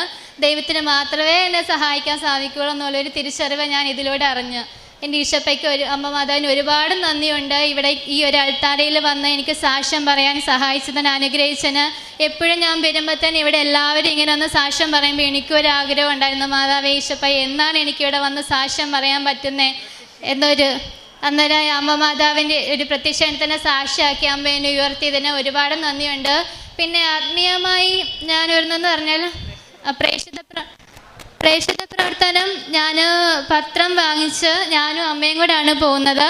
പത്രം വാങ്ങിച്ച് ഹോസ്പിറ്റലുകളിലൊക്കെ കൊടുക്കും. പിന്നെ ഗവൺമെൻറ് ആശുപത്രിയിലാണ് ഞങ്ങൾ പോകുന്നത്. പിന്നെ പൊതിച്ചോറ് വാങ്ങി ഞാൻ ബസ് സ്റ്റാൻഡിലൊക്കെ മേടിച്ച് പൊതിച്ചോറ് ഉണ്ടാക്കി വീട്ടിൽ തന്നെ ഉണ്ടാക്കി കൊടുക്കും. പിന്നെ ഓർഫനേജിലൊക്കെ പോകും, അവിടുത്തെ പിള്ളേരെ കാണും, അവർക്ക് വേണ്ടത് ഞങ്ങളെക്കൊണ്ട് പറ്റുന്നൊരു സഹായം കാശ് കൊടുക്കുകയൊക്കെ ചെയ്യും. പിന്നെ അവർക്ക് വേണ്ട ഫ്രൂട്ട്സ് അങ്ങനെയൊക്കെ. ഇപ്പം ഞാൻ പത്രം കൊടുക്കാൻ പോകുമ്പോഴത്തേനും ഞാൻ ബസ്സിൽ പോയിട്ട് പകുതി വഴിക്ക് ഇറങ്ങിയിട്ട് അവിടെ നിന്നാണ് ഞാൻ പത്രം കൊടുത്ത് സ്റ്റാൻഡിലോട്ട് പോകുന്നത്. പിന്നെ പത്രം കൊടുത്ത് എല്ലാവരും ഒന്നും എന്നോട് വേണ്ടാന്നൊന്നും പറയാറില്ല. വേണ്ടാന്ന് പറയുന്നവർക്ക് ഞാൻ കൊടുക്കാറില്ല. അങ്ങനെയുള്ളവർക്ക് കൊടുത്തിട്ട് കാര്യമില്ല, അവർ ആ പത്രം എവിടെയെങ്കിലും കൊണ്ട് കളയത്തേ ഉള്ളൂ. അതുകൊണ്ട് ഞാൻ അങ്ങനെയുള്ളവർക്കൊന്നും കൊടുക്കാറില്ല. പിന്നെ ആത്മീയമായിട്ട് വളർന്നതെന്ന് വെച്ചാൽ, ഞാൻ നേരത്തെ പ്രാർത്ഥിക്കുന്നത് ഞാൻ പറഞ്ഞല്ലോ, ഞാൻ പ്രാർത്ഥിക്കുമായിരുന്നു. പക്ഷേ എനിക്ക് കൊന്ത ചൊല്ലാനോ അങ്ങനെയുള്ള കാര്യങ്ങളൊന്നും എനിക്ക് അറിയത്തില്ലായിരുന്നു. ഞാൻ ജസ്റ്റ് ഞാൻ സ്വർഗസ്നായ പിതാവേ നന്മ നിറഞ്ഞ പറയുകയും അല്ലാതെ ജപമാല ചൊല്ലാനുള്ള എനിക്ക് അറിയത്തില്ല. ഞാൻ പിന്നെ യൂട്യൂബിൽ നോക്കി ജപമാല ചൊല്ലാൻ പഠിച്ചു. പിന്നെ ബൈബിള് വായിക്കത്തില്ലായിരുന്നു. ബൈബിൾ വായിക്കാൻ അങ്ങനെ അറിയത്തില്ല, എന്ന് വെച്ചാൽ ബൈബിളൊന്നും കയ്യിലില്ലായിരുന്നു. പിന്നെ ഇപ്പോൾ ബൈബിള് വായിക്കാൻ തുടങ്ങി. പിന്നെ മറ്റുള്ളവർക്ക് വേണ്ടി ഞാൻ എൻ്റെ പേഴ്സണലായിട്ട് ഞാൻ മറ്റുള്ളവർക്ക് വേണ്ടി ഞാൻ പ്രാർത്ഥിക്കാറുണ്ട്. ഞാൻ അങ്ങനെ ആർക്ക് വേണ്ടിയും പ്രാർത്ഥിക്കാറില്ല. എനിക്ക് അങ്ങനെ ഒരു ബോധമൊന്നും ഉണ്ടായിട്ടില്ലായിരുന്നു. മറ്റുള്ളവർക്ക് വേണ്ടി പ്രാർത്ഥിക്കണം അങ്ങനൊരൊന്നും എനിക്ക് നേരത്തെ ഇല്ലായിരുന്നു. പക്ഷേ ഇപ്പോൾ ഈ ഉടമ്പടി ജീവിതത്തിലോട്ട് വന്നതിന് ശേഷം ഞാൻ മറ്റുള്ളവർക്ക് വേണ്ടി പ്രാർത്ഥിക്കാൻ തുടങ്ങി. എന്നെ കൊണ്ട് കഴിയുന്നത് പോലെ ഞാൻ മറ്റുള്ളവരെ സഹായിക്കാൻ തുടങ്ങി. അവരുടെ ദുഃഖത്തിലും എനിക്കും ദുഃഖം ചെയ്യാൻ തുടങ്ങി. അങ്ങനെയൊക്കെ ഞാൻ ചെയ്യാറുണ്ട്. പിന്നെ അച്ഛൻ്റെ എല്ലാ ചൊവ്വാഴ്ചത്തെ ധ്യാനം ഞാൻ കേൾക്കാറുണ്ട്. പിന്നെ ഉപവാസം എടുക്കാറുണ്ട്. പിന്നെ ഡെയിലി ബ്രെഡ് എന്നും കൂടാറുണ്ട്. അത് മറ്റുള്ളവർക്ക് ഷെയർ ചെയ്യാതുണ്ട്. സാക്ഷ്യമാണെങ്കിലും അതുപോലെ തന്നെയാണ്. പിന്നെ മറ്റുള്ളവർ എന്തെങ്കിലും ഒരു വിഷമം പറയുമ്പോൾ ഞാൻ പറയും, ഇവിടെ പോയി എനിക്ക് ഇങ്ങനെയൊക്കെയാണ് മാതാവിൻ്റെ ഈശോയുടെ അനുഗ്രഹം എനിക്ക് ഇങ്ങനെയൊക്കെ കിട്ടിയിട്ടുണ്ട്. എല്ലാ കാര്യങ്ങളും ഞാൻ പറയാറുണ്ട്. പിന്നെ എൻ്റെ കൂട്ടത്തിൽ എക്സാമിൻ പഠിക്കാൻ വന്ന പിള്ളേരുണ്ടായിരുന്നു, അവരെ ഞാൻ ഇവിടെ കൊണ്ടുവന്നിട്ടുണ്ട്. അതിലൊരു കുട്ടി ഇവിടെ വന്ന് പ്രാർത്ഥിച്ചതിൻ്റെയൊക്കെ ഫലമായിട്ട് പുള്ളിക്കാരി MOH ഒക്കെ കിട്ടി കയറിപ്പോയി. പിന്നെ അങ്ങനെ കുറച്ച് നേരമൊക്കെ കൊണ്ടുവരാനും പറയാനും അവരെക്കുറിച്ചൊക്കെ അറിയിക്കാനും എനിക്ക് സാധിച്ചിട്ടുണ്ട്. അതിനൊക്കെ ഞാൻ ദൈവത്തിനോട് നന്ദി പറയുന്നു. കർത്താവാണ് നിൻ്റെ കാവൽക്കാരൻ, നിനക്ക് തണലേകാൻ അവിടുന്ന് നിൻ്റെ വലതുവശത്തുണ്ട്. സങ്കീർത്തനം 121 5-ാം വചനമാണ്. കർത്താവാണ് നിൻ്റെ കാവൽക്കാരൻ. ദൈവം ഉറങ്ങാത്ത ഒരു കാവൽക്കാരനാണ്. നമ്മെ കാത്തു സൂക്ഷിക്കുന്ന ഒരു ദൈവം തൻ്റെ വലത് കൈയുടെ നിഴലിലാണ് നമ്മെ താങ്ങി നിർത്തുന്നത്. ഭയം നിറഞ്ഞ സാഹചര്യങ്ങളിൽ നമ്മൾ കടന്നു പോയാലും ഉടമ്പടി മക്കൾക്ക് ദൈവമാണ് കാവൽക്കാരൻ. ഒരുപക്ഷെ നമ്മുടെ ജീവിതത്തിൽ രോഗമാവാം, സാമ്പത്തിക ബുദ്ധിമുട്ടാവാം, ജോലി ഇല്ലായ്മയാവാം, കുടുംബ പ്രശ്നങ്ങളാവാം. ഇതിലെല്ലാം ഉടമ്പടി മക്കൾക്ക് കർത്താവാണ് കാവൽക്കാരൻ എന്നാണ് ഓരോ സാക്ഷ്യത്തിൽ നിന്ന് നമുക്ക് മനസ്സിലാക്കാൻ സാധിക്കുന്നത്. നമ്മുടെ യാത്രകളിലും ജീവിതമാകുന്ന യാത്രയിലെ പ്രതിസന്ധികളിലും വചനം നമുക്ക് ഉറപ്പ് നൽകുന്നത് കർത്താവാണ് നിൻ്റെ കാവൽക്കാരൻ എന്നാണ്. ഉടമ്പടിയിൽ കൂടെ ദൈവത്തെ നമ്മുടെ കാവൽക്കാരനായിട്ട് സ്വീകരിക്കുന്നു. വിശ്വാസത്തിലൂടെ വിശ്വസ്തതയിലൂടെ ഉടമ്പടി ജീവിതം നയിക്കുമ്പോൾ നമ്മുടെ ജീവിതത്തിൽ നിഴലായി ഈശോയും അമ്മയും കൂടെയുണ്ട്. ഉടമ്പടി പാലിക്കുമ്പോൾ ദൈവ സംരക്ഷണവും ദൈവസ്നേഹവുമാണ് നാം ഓരോ നിമിഷവും ജീവിതത്തിൽ അനുഭവിക്കുന്നത്. ഭയത്തിന് പകരം വിശ്വാസമാണ്, ഭയത്തിന് പകരം ധൈര്യമാണ്.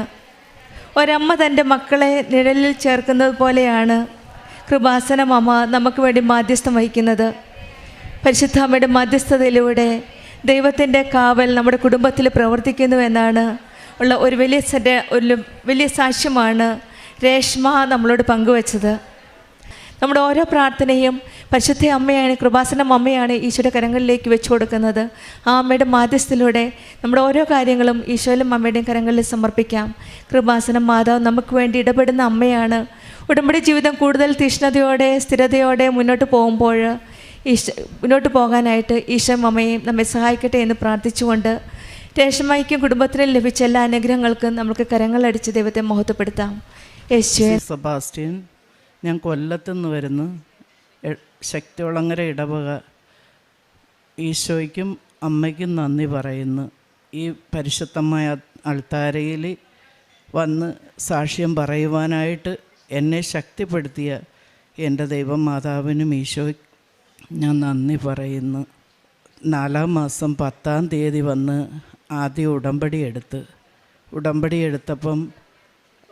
എടുത്തത് എനിക്കിവിടെ അറിയത്തത് പോലും ഇല്ലായിരുന്നു.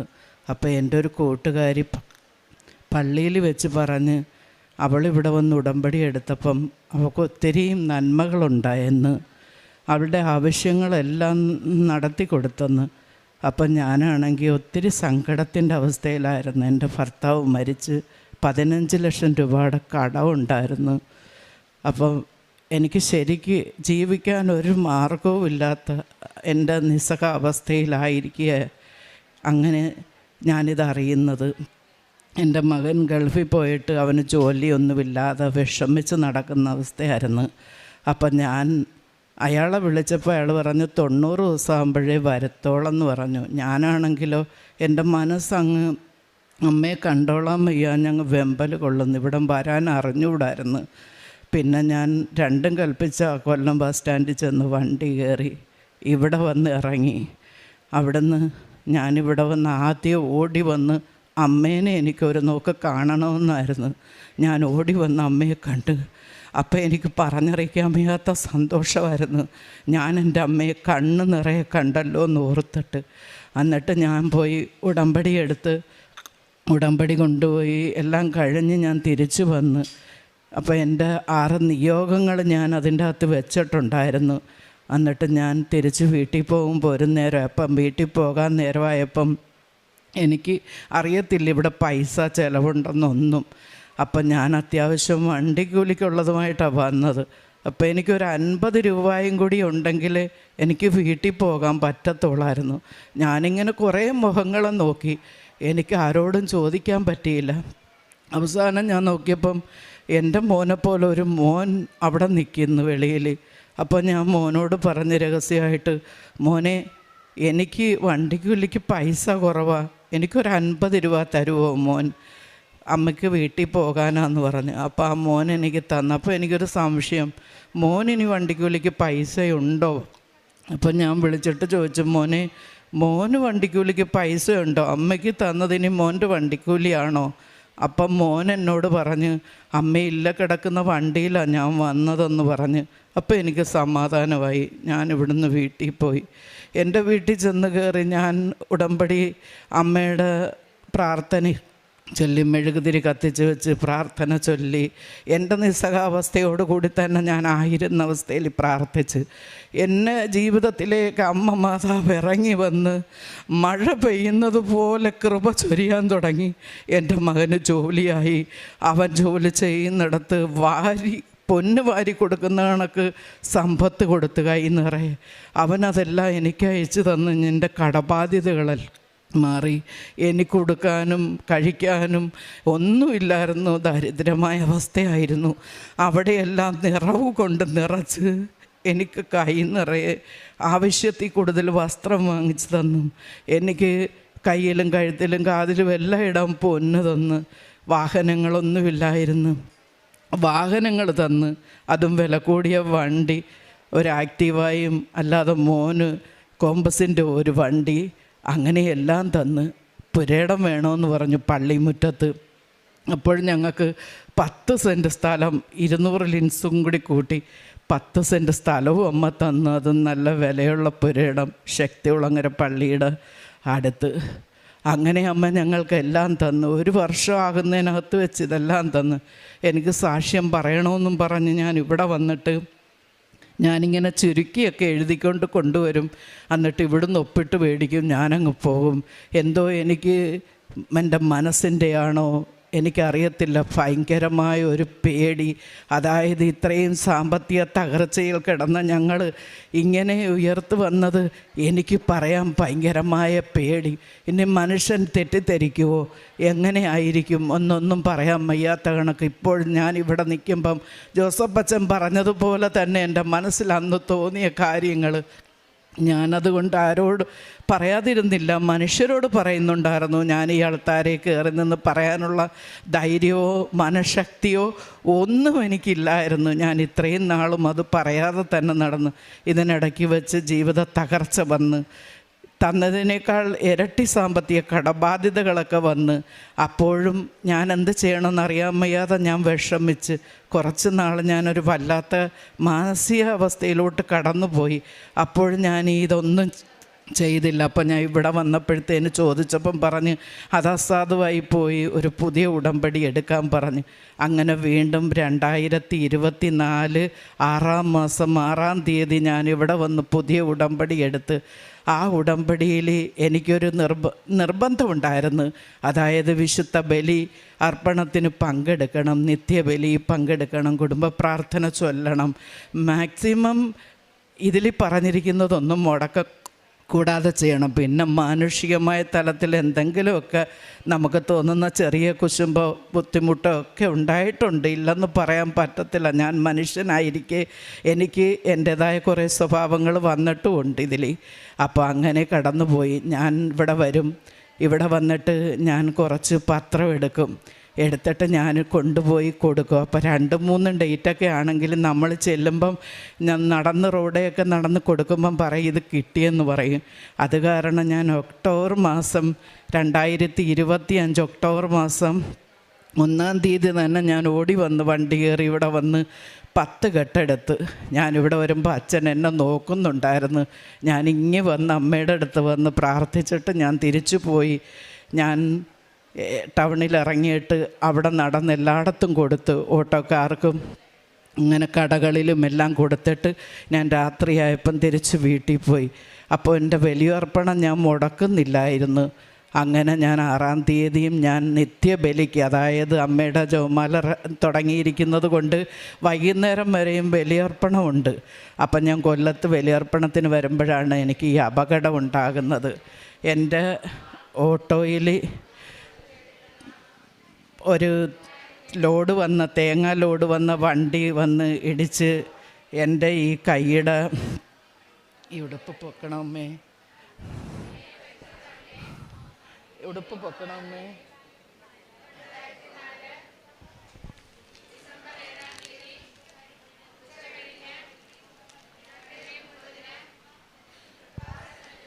എൻ്റെ ഈ കൈയുടെ പുറത്തൂടെ ആ ലോഡ് വണ്ടി കയറി എൻ്റെ മസിലും എൻ്റേതായ ഈ കൈയുടെ അകത്ത് വേണ്ടുന്ന എല്ലാ സംഭവങ്ങളും മുട്ടിന് മേളിലോട്ടും ഈ ഷോളർ വരെയും മുറിഞ്ഞു പോയി, ഓപ്പണായിപ്പോയി. എങ്കിലും പരിശുദ്ധ അമ്മാനരവും ഞാൻ എൻ്റെ 91-ാം സങ്കീർത്തനം ചൊല്ലിയാണ് ഞാൻ ആ വീഴ്ചയിലും വീഴുന്നത്.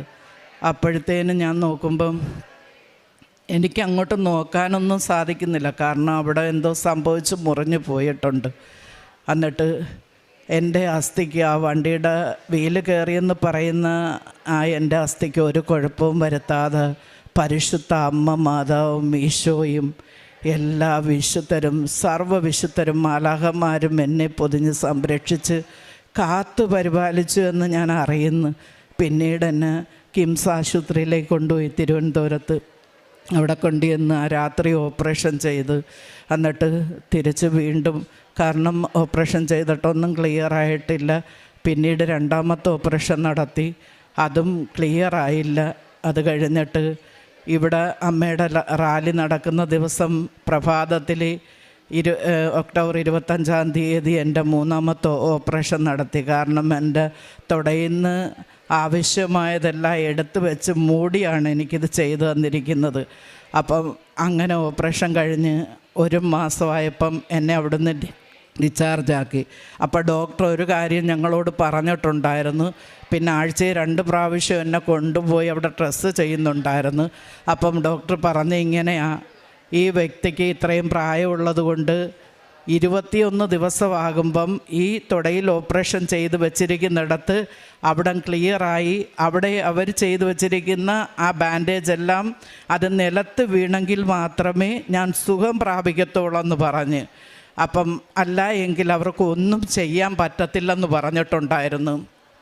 ഇവിടെ ഞാൻ ആസ്പത്രിയിൽ നിന്ന് വരുമ്പോഴേ ഞാനൊരു ശാഠ്യം പിടിച്ചിരുന്നു, എനിക്ക് ജോസഫച്ചൻ്റെ കൈവപ്പ് വേണമെന്ന് പറഞ്ഞ്.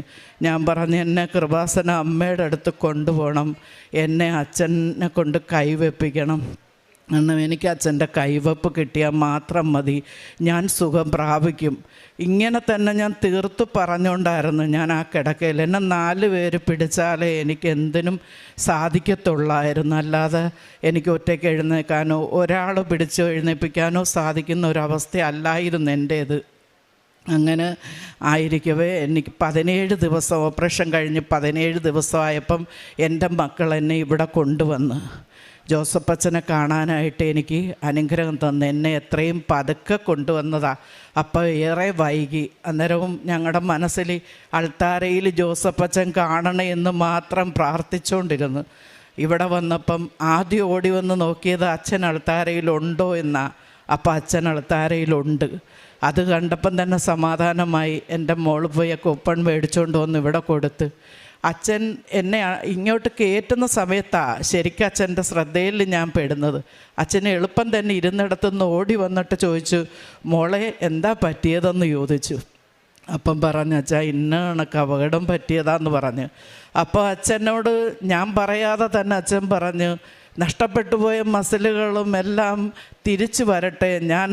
എനിക്ക് നൽകിയിരിക്കുന്ന പൗരോഹിത്യത്തിൻ്റെ അധികാരം 39 വർഷം ഞാൻ അർപ്പിച്ച പൗരോഹിത്യത്തിൻ്റെ അധികാരത്താൽ ഈ ജീവൻ പ്രാപിക്കട്ടെ എന്ന് പറഞ്ഞു. എനിക്ക് ജീവൻ പ്രാപിച്ചു. ഇപ്പോൾ ഞാൻ എൻ്റെ കൈ കൊണ്ട് ഇത്രയും എനിക്ക് കൈ ഉയർത്താം. എൻ്റെ ഈ കൈ ഇത്ര മാത്രം സുഖം പ്രാപിച്ചു. അച്ഛൻ പറഞ്ഞു, മോള് വന്ന് സാക്ഷ്യം പറയണമെന്ന്. ഞാൻ ഇന്ന് വന്നതാ സാക്ഷ്യം പറയാനായിട്ട്. എൻ്റെ അച്ഛനിൽ വസിക്കുന്നത് ഞാൻ ഇന്നലെ രാത്രിയും ചോദിച്ച്, ആരാപ്പ അച്ഛനിൽ ഇത്രയും ദൈവികത്വം? അപ്പോഴെനിക്ക് മനസ്സിലായി, അച്ഛനല്ലിത്, അമ്മ മാതാവാ. അമ്മ മാതാവ് നിറഞ്ഞിരിക്കുക. അതുകൊണ്ട് അച്ഛൻ വെച്ചപ്പം ഞാൻ ഇത്രയും സുഖം പ്രാപിച്ചത്. അതുവരെ എൻ്റെ ശരീരത്തിൽ നിന്ന് വാട വരുന്നുണ്ടായിരുന്നു, പഴുപ്പിൻ്റെ. അച്ഛൻ ആ കൈവച്ച് പ്രാർത്ഥിച്ച് എന്നെ വിട്ട് ആ രാത്രി പാതിരാത്രിയായപ്പം എൻ്റെ ഈ കെട്ട് തനിയഴിഞ്ഞ് താഴെ പോയി. 17 ദിവസമുള്ളപ്പം 21 ദിവസമാണ് ഡോക്ടർ പറഞ്ഞിരുന്നത്. 21 ദിവസം കഴിഞ്ഞാൽ പിന്നെ അവർക്കൊന്നും ചെയ്യാനില്ലെന്ന് അവർ പറഞ്ഞിരുന്നത്. അപ്പോൾ ദൈവത്തിൻ്റെ കൃപ ഒഴുകി വന്ന് എൻ്റെ അച്ഛനിലൂടെ എനിക്ക് തന്ന ഈ വലിയ അനുഗ്രഹത്തെ ഓർത്ത് നന്ദി പറയുമ്പം ഞാൻ അമ്മ മാതാവിനോടും ഈശോയോടും മാപ്പ് ചോദിക്കുന്നു.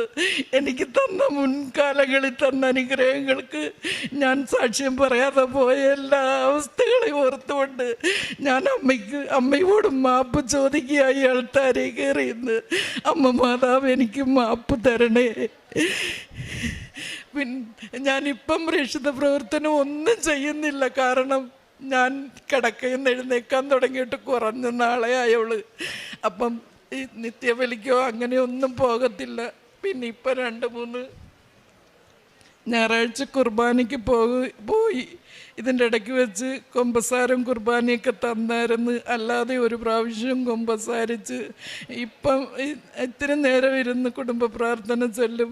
അല്ലാതെ എന്നെക്കൊണ്ട് ഒത്തിരി ഒന്നും പറ്റത്തില്ല.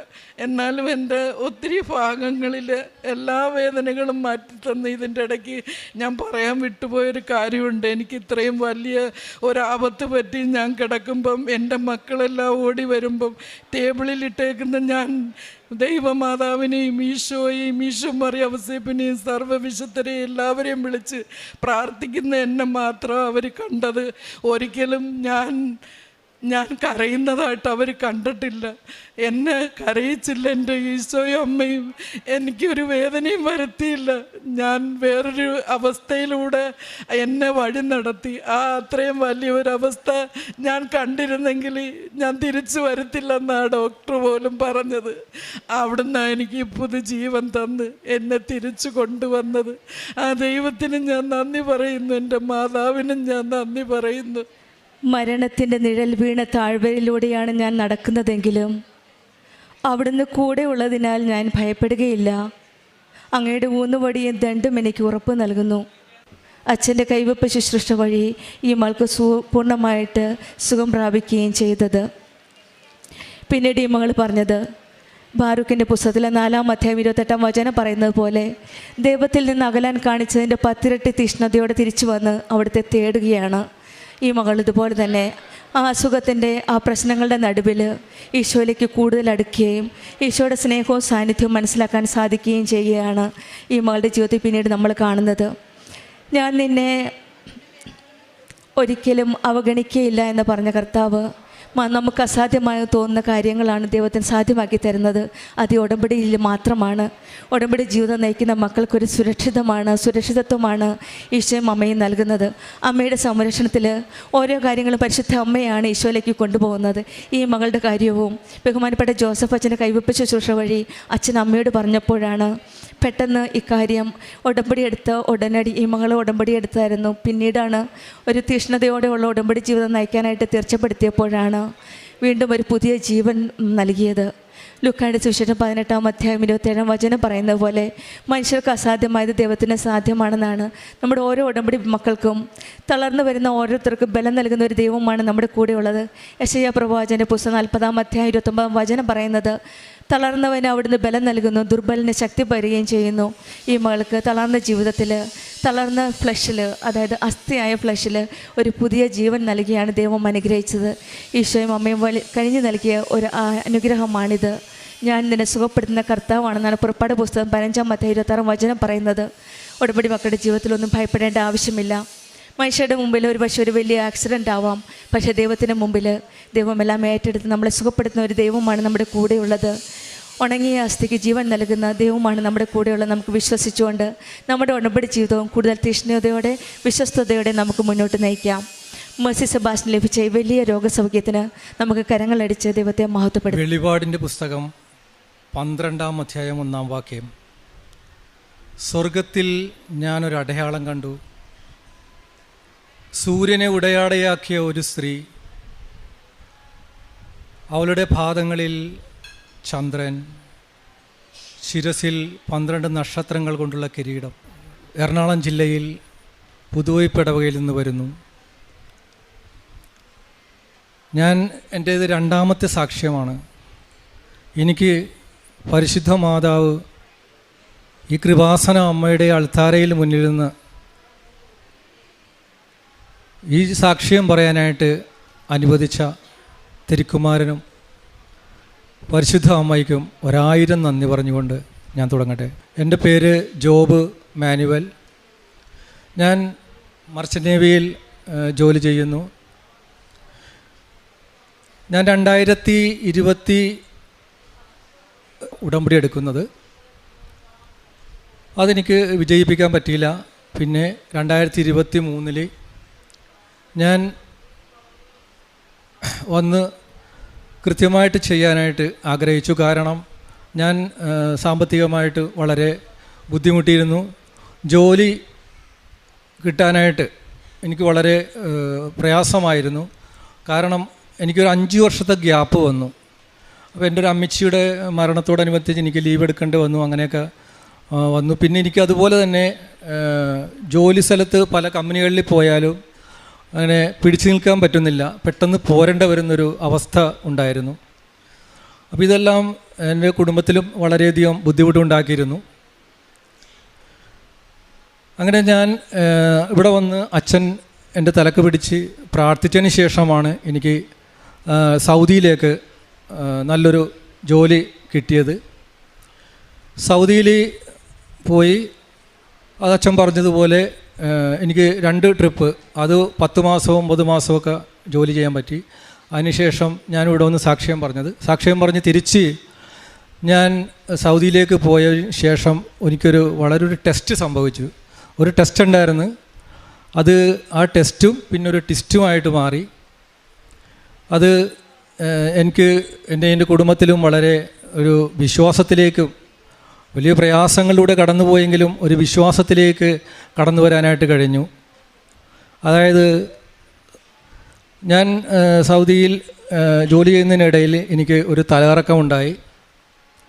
അങ്ങനെ ഞാൻ ഡോക്ടർ ചെക്ക് ചെയ്തപ്പോൾ ലോ പ്രഷറാണെന്ന് പറഞ്ഞു. അങ്ങനെ അവർ പറഞ്ഞു, കമ്പനിയോട് ഞാൻ ട്രീറ്റ്മെൻറ്റിന് ആവശ്യപ്പെട്ടെങ്കിൽ അവർ അത് ചെയ്തു തന്നില്ല.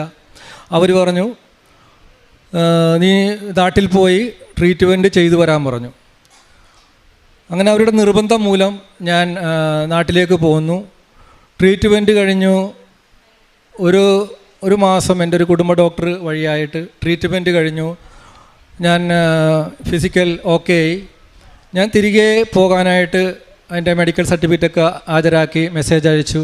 എന്നാൽ എനിക്ക് മറുപടി ഒന്നും വന്നില്ല.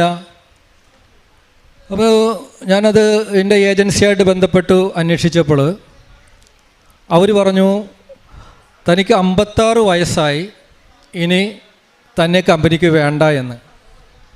ഇത് എൻ്റെ ജീവിതത്തിൽ എനിക്ക് വളരെ പ്രയാസമുണ്ടാക്കിയൊരു സംഭവമായിരുന്നു. ഞാൻ അങ്ങനെ ഞങ്ങൾ കുടുംബവും വളരെ മാനസികമായിട്ട് വിഷമിച്ചു. കാരണം ഈ അവസാന കാലഘട്ടത്തിലൊരു കച്ചിത്തിരുമ്പെന്ന പോലെ, ഒരു പ്രത്യാശയെന്ന പോലെ ഈ ഉടമ്പടിയിൽ വന്നതിന് ശേഷം എനിക്കൊരു ജോലി കിട്ടി, അത്യാവശ്യം മോശമില്ലാത്ത ശമ്പളത്തിന്. എന്നിട്ട് എനിക്ക് വീണ്ടും എനിക്ക് പോകാൻ കഴിയാത്ത വണ്ണം സംഭവിച്ചിരിക്കുന്നു. അപ്പം ഞാനിവിടെ വന്നു മാതാവിനോട് ചോദിച്ചു, അമ്മേ, ഉടമ്പടി എടുത്തിട്ട് പിന്നെ എന്തുകൊണ്ടാണ് എനിക്കിങ്ങനെ സംഭവിച്ചത്? അമ്മ മിണ്ടുന്നില്ല. ഞാനങ്ങനെ അച്ഛൻ്റെ ടോക്കുകൾ എപ്പോഴും കേട്ടുകൊണ്ടിരിക്കുന്ന ഒരാളാണ്. ഞാൻ അച്ഛൻ്റെ ടോക്ക് കേൾക്കും, ഉടമ്പടി കാരുണ്യ പ്രവൃത്തികൾ പറയുന്ന പോലെ മുടക്കില്ലാണ്ട് ചെയ്യുന്നുണ്ട്. അതിനെനിക്കൊരു മടിയുമില്ല, പത്രം കൊടുക്കാനും. അപ്പം ഞാനിങ്ങനെ മനസ്സിൽ വിചാരിച്ചു, എനിക്ക് ജോലി കിട്ടിയില്ലെങ്കിലും എൻ്റെ അവസ്ഥക്ക് മാറ്റം വന്നില്ലെങ്കിലും ഞാൻ എൻ്റെ കർത്താവിനെ വാഴ്ത്തും, ഞാൻ എൻ്റെ കർത്താവിനെ മഹത്വപ്പെടുത്തും. ഞാനങ്ങനെ അത് കണ്ടിന്യൂസ് ആയിട്ട് ചെയ്തുകൊണ്ടിരുന്നു.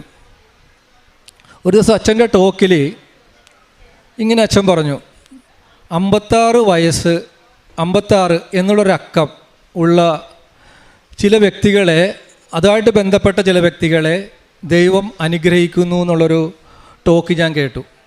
അപ്പോൾ ഞാനത്, എനിക്ക് 56 ഏജായിട്ട്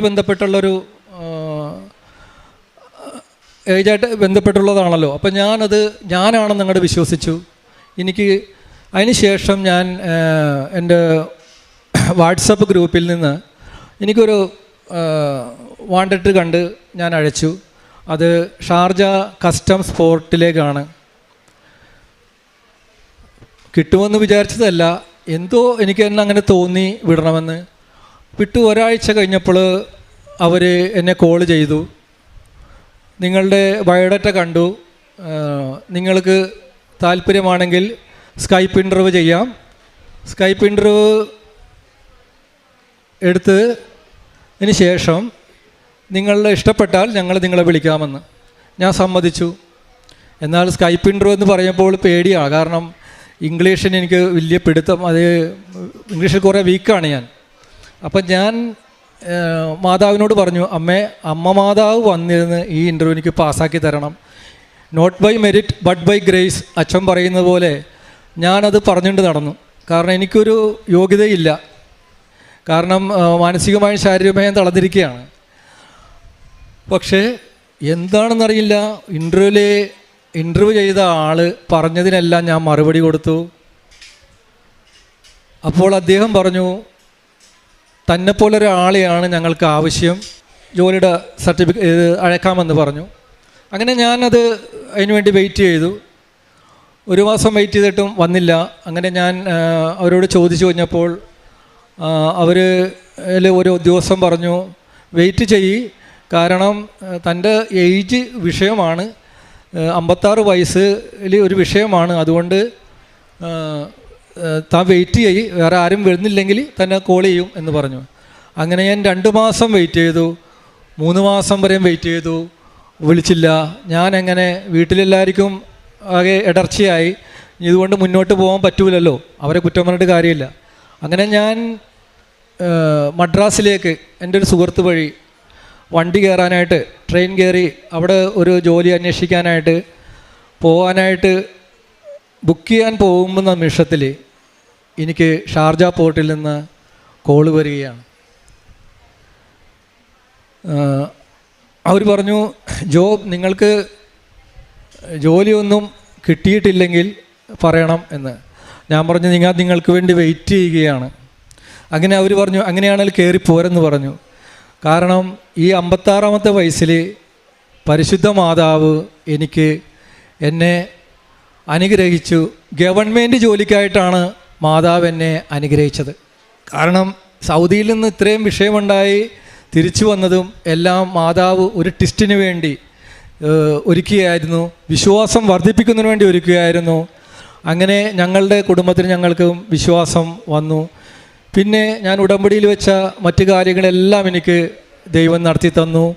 എൻ്റെ മകൾക്ക് അവൾ IT മേഖലയിലാണ്. അപ്പോൾ ആദ്യം കിട്ടിയ കമ്പനിയിൽ വളരെ കുറഞ്ഞൊരു ശമ്പളത്തോടെ കിട്ടിയിരുന്നത്. പക്ഷേ അതിനുശേഷം അവൾക്ക് നല്ലൊരു ജോലി കിട്ടാൻ വേണ്ടി, നല്ലൊരു കമ്പനി കിട്ടാൻ വേണ്ടി ഞാൻ മാതാവിനോട് ഉടമ്പടിയിൽ വെച്ചിരുന്നു. അതുപ്രകാരം അവൾക്ക് ഒരു അമേരിക്കൻ കമ്പനിയിൽ നല്ല ജോലി ലഭിക്കുകയും അതുപോലെ അവൾക്ക് വീട്ടിൽ നിന്ന് തന്നെ അത് ചെയ്യാനുള്ള ഒരു ഇത് അവർ നൽകുകയും ചെയ്തു. ഇതിനെല്ലാം ഞാൻ എൻ്റെ ദൈവമായ കർത്താവിന് ഈ സന്നിധാനത്തിൽ ഇന്ന് ഞാൻ നന്ദി പറയുകയാണ്. അതുപോലെ തന്നെ അച്ഛൻ, ഇവിടെ കേൾക്കുന്നവർ ഒരു കാര്യം മനസ്സിലാക്കണം. നമ്മൾ പലതവണ വീണാലും എഴുന്നേക്കും. നീതിമാൻ എത്ര തവണ വീണാലും എഴുന്നേക്കുമെന്ന് വചനം പറയുന്നുണ്ടല്ലോ. അതുപോലെ നമ്മൾ വീണാലും എഴുന്നേക്കണമെങ്കിൽ ഒരു ടിപ്പുണ്ട്, അത് ഞാൻ പറഞ്ഞുതരാം. അച്ഛൻ്റെ ടോക്ക് ഇന്ന് ലോകത്തിൽ തന്നെ അച്ഛന് ദൈവം തിരഞ്ഞെടുത്തിരിക്കുകയാണ് ഈ ഉടമ്പടി ഈ ജനങ്ങളിലേക്ക് കൊടുക്കാനായിട്ട്, ഇത് മനസ്സിലാക്കി കൊടുക്കാൻ. കാരണം ഞാനിത് മനസ്സിലാക്കുന്നത് ഉടമ്പടിയെക്കുറിച്ച് ഞാൻ ഉൽപ്പത്തി മുതൽ വെളിപാട് വരെ ഞാൻ വായിക്കുമ്പോൾ ഉൽപ്പത്തിയെക്കുറിച്ച് പറയാത്ത ഭാഗങ്ങളില്ല. അപ്പോൾ നമ്മൾ മനസ്സിലാക്കേണ്ട ഒരു കാര്യം, ഈ ഉടമ്പടി എന്നുള്ളത് ഉടനടി ദൈവം ചെയ്തു തരാൻ ആഗ്രഹിക്കുന്നു. ദൈവമായിട്ടുള്ളൊരു റിലേഷൻഷിപ്പ് ദൈവം ആഗ്രഹിക്കുന്നു. അപ്പം നമ്മളാണിത് മടിച്ചു നിൽക്കുന്നത്, രക്ഷപ്പെടാൻ തടസ്സം നിൽക്കുന്നത് നമ്മൾ തന്നെയാണ്. അപ്പോൾ ഇനി അടുത്ത ഞാൻ പ്രേക്ഷിത പ്രവർത്തനങ്ങൾ ഞാൻ ചെയ്യുന്നത്, ഞാനിവിടെ ഇല്ല, ഞാൻ ഷാർജയിലേക്ക് പോകുമ്പോഴും വെക്കേഷൻ കഴിഞ്ഞ് പോകുമ്പോഴും എൻ്റെ ജീവിത പങ്കാളിയും മക്കളും കൂടി ആഴ്ചയിൽ ഒരിക്കൽ ഭക്ഷണം ഉണ്ടാക്കി സിറ്റിയിൽ ആരും ഇല്ലാത്തവർക്ക് കൊണ്ടേ കൊടുക്കുന്നുണ്ട്. അതുപോലെ തന്നെ പത്രം, ഞാനിവിടെ നിന്ന് അറബി പത്രം, തമിഴ്, ഹിന്ദി എന്നീ പത്രങ്ങൾ വാങ്ങി അവിടെ ഷാർജയിൽ പള്ളികളിൽ അവിടെ അവരുടെ കൈകളിൽ കൊണ്ട് എത്തിച്ചു കൊടുക്കുന്നുണ്ട്. പിന്നെ അതുപോലെ തന്നെ ദാനധർമ്മം ചെയ്യാനായിട്ടാണെങ്കിലും എന്നെക്കൊണ്ട് കഴിയാവുന്നത് ഞാൻ ചെയ്തു കൊടുക്കും. അപ്പോൾ ഈ സന്നിധാനത്തിൽ വന്ന് എനിക്കും എൻ്റെ കുടുംബത്തിനും ഇവിടെ വന്ന് പ്രാർത്ഥിക്കാനും ഈ ഉടമ്പടി പാലിച്ച് മുന്നോട്ട് പോകാനുമുള്ള കൃപയും നൽകിയതിന് എൻ്റെ പരിശുദ്ധ കൃപാസന പ്രസാദപരമായ അമ്മയ്ക്കും എൻ്റെ ദൈവകുമാരനും എത്ര നന്ദി പറഞ്ഞാലും മതിയാവുകയില്ല. ഞാൻ നിർത്തുന്നു. വിലാപങ്ങളുടെ പുസ്തകം 3-ാം അധ്യായം 22-23 തിരുവചനങ്ങൾ. കർത്താവിൻ്റെ സ്നേഹം ഒരിക്കലും അസ്തമിക്കുന്നില്ല, അവിടുത്തെ കാരുണ്യം അവസാനിക്കുന്നില്ല. ഓരോ പ്രഭാതത്തിലും അത് പുതിയതാണ്, അവിടുത്തെ വിശ്വസ്തത ഉന്നതമാണ്. ജോബ് എന്ന ഈ സഹോദരൻ തികച്ചും not by merit but by grace എന്ന ഉടമ്പടി കണ്ടൻറ്റിൽ അദ്ദേഹത്തിന് ലഭിച്ച ഒരു വലിയ സാക്ഷ്യമാണിത്.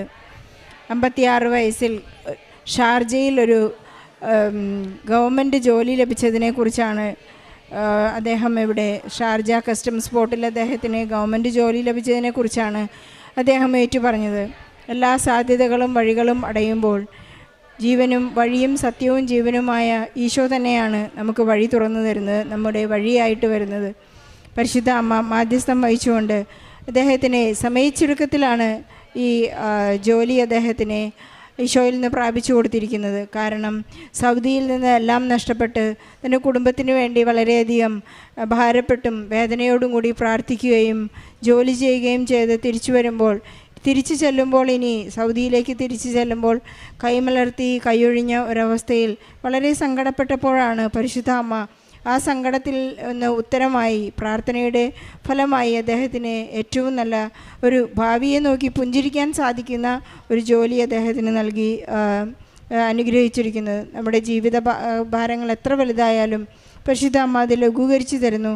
അതിന് അമ്മയ്ക്ക് അധികം സമയം വേണ്ട എന്നുള്ളതിൻ്റെയാണ് പരിശുദ്ധ അമ്മ ഇവിടെ പ്രത്യക്ഷപ്പെട്ടപ്പോൾ സമയഘടികാരം നെഞ്ചിൽ ചാർത്തിയാണ് അമ്മ പ്രത്യക്ഷപ്പെട്ടത്. നിങ്ങളുടെ ഏതു ദുരന്തത്തിലും ഞാൻ നിങ്ങൾക്ക് വേണ്ടി മാധ്യസ്ഥം ഉപേക്ഷിക്കാം.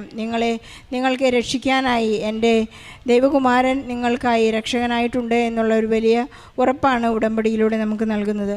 ഓരോരുത്തർക്കും അവരുടേതായ നിർവചനങ്ങൾ ഉടമ്പടിയെക്കുറിച്ചുണ്ട്. ഒരുപക്ഷെ അത് ദൈവസ്നേഹത്തിൽ ആഴപ്പെടുന്ന ഒരു പ്രാർത്ഥനാ രീതിയാകാം.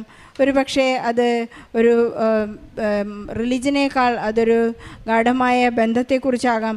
ഓരോരുത്തർക്കും അവരവരുടേതായ ഈശോ ആരാണെന്ന്, ഞാൻ ആരാണെന്നാണ് നിങ്ങൾ പറയുന്നത് എന്ന ചോദ്യത്തിന് പത്രോസ് നൽകിയതുപോലെ നമുക്ക് ഓരോരുത്തർക്കും ഈശോയെ വിളിക്കാനുള്ള ഒരു പുതിയ പേര്, ഈശോയെ പറഞ്ഞു കൊടുക്കാനുള്ള ഒരു പുതിയ സാഹചര്യങ്ങൾ, അത്ഭുതങ്ങൾ നമുക്കെപ്പോഴും നന്ദി പറഞ്ഞുകൊണ്ടേയിരിക്കാം. നമ്മുടെ ജീവിതത്തിൽ പരിശുദ്ധ അമ്മ നമ്മുടെ ഗ്രീൻ സൈൻ ഈശോയ്ക്ക് കൊടുക്കുന്നത് നമുക്ക് കാത്തിരിക്കാം. കാരണം സ്നേഹം എല്ലാം ക്ഷമിക്കുന്നു, സ്നേഹം എല്ലാം കാത്തിരിക്കുന്നു, സ്നേഹം ദീർഘക്ഷമയുള്ളതാണെന്നെല്ലാം നാം വായിച്ചെടുക്കുന്നു. ഈശോ പരിശുദ്ധ അമ്മയുടെ മധ്യസ്ഥം വഴി ജോബിന് കുടുംബത്തിന് ലഭിച്ച എല്ലാ അനുഗ്രഹങ്ങൾക്കും, ഈ ജോലിക്ക് പ്രത്യേകിച്ച് നമുക്ക് ഈശോയ്ക്ക് നന്ദി പറയാം. അതുപോലെ വളരെ നാളായി ജോലിക്ക് വേണ്ടി കഷ്ടപ്പെടുന്ന, വേദനിക്കുന്ന, കരഞ്ഞു പ്രാർത്ഥിക്കുന്ന എല്ലാ മക്കളുടെയും നിയോഗങ്ങളെ സാക്ഷ്യത്തോട് ചേർത്ത് വെച്ചുകൊണ്ട് ഈശോയ്ക്കും പരിശുദ്ധ അമ്മയ്ക്കും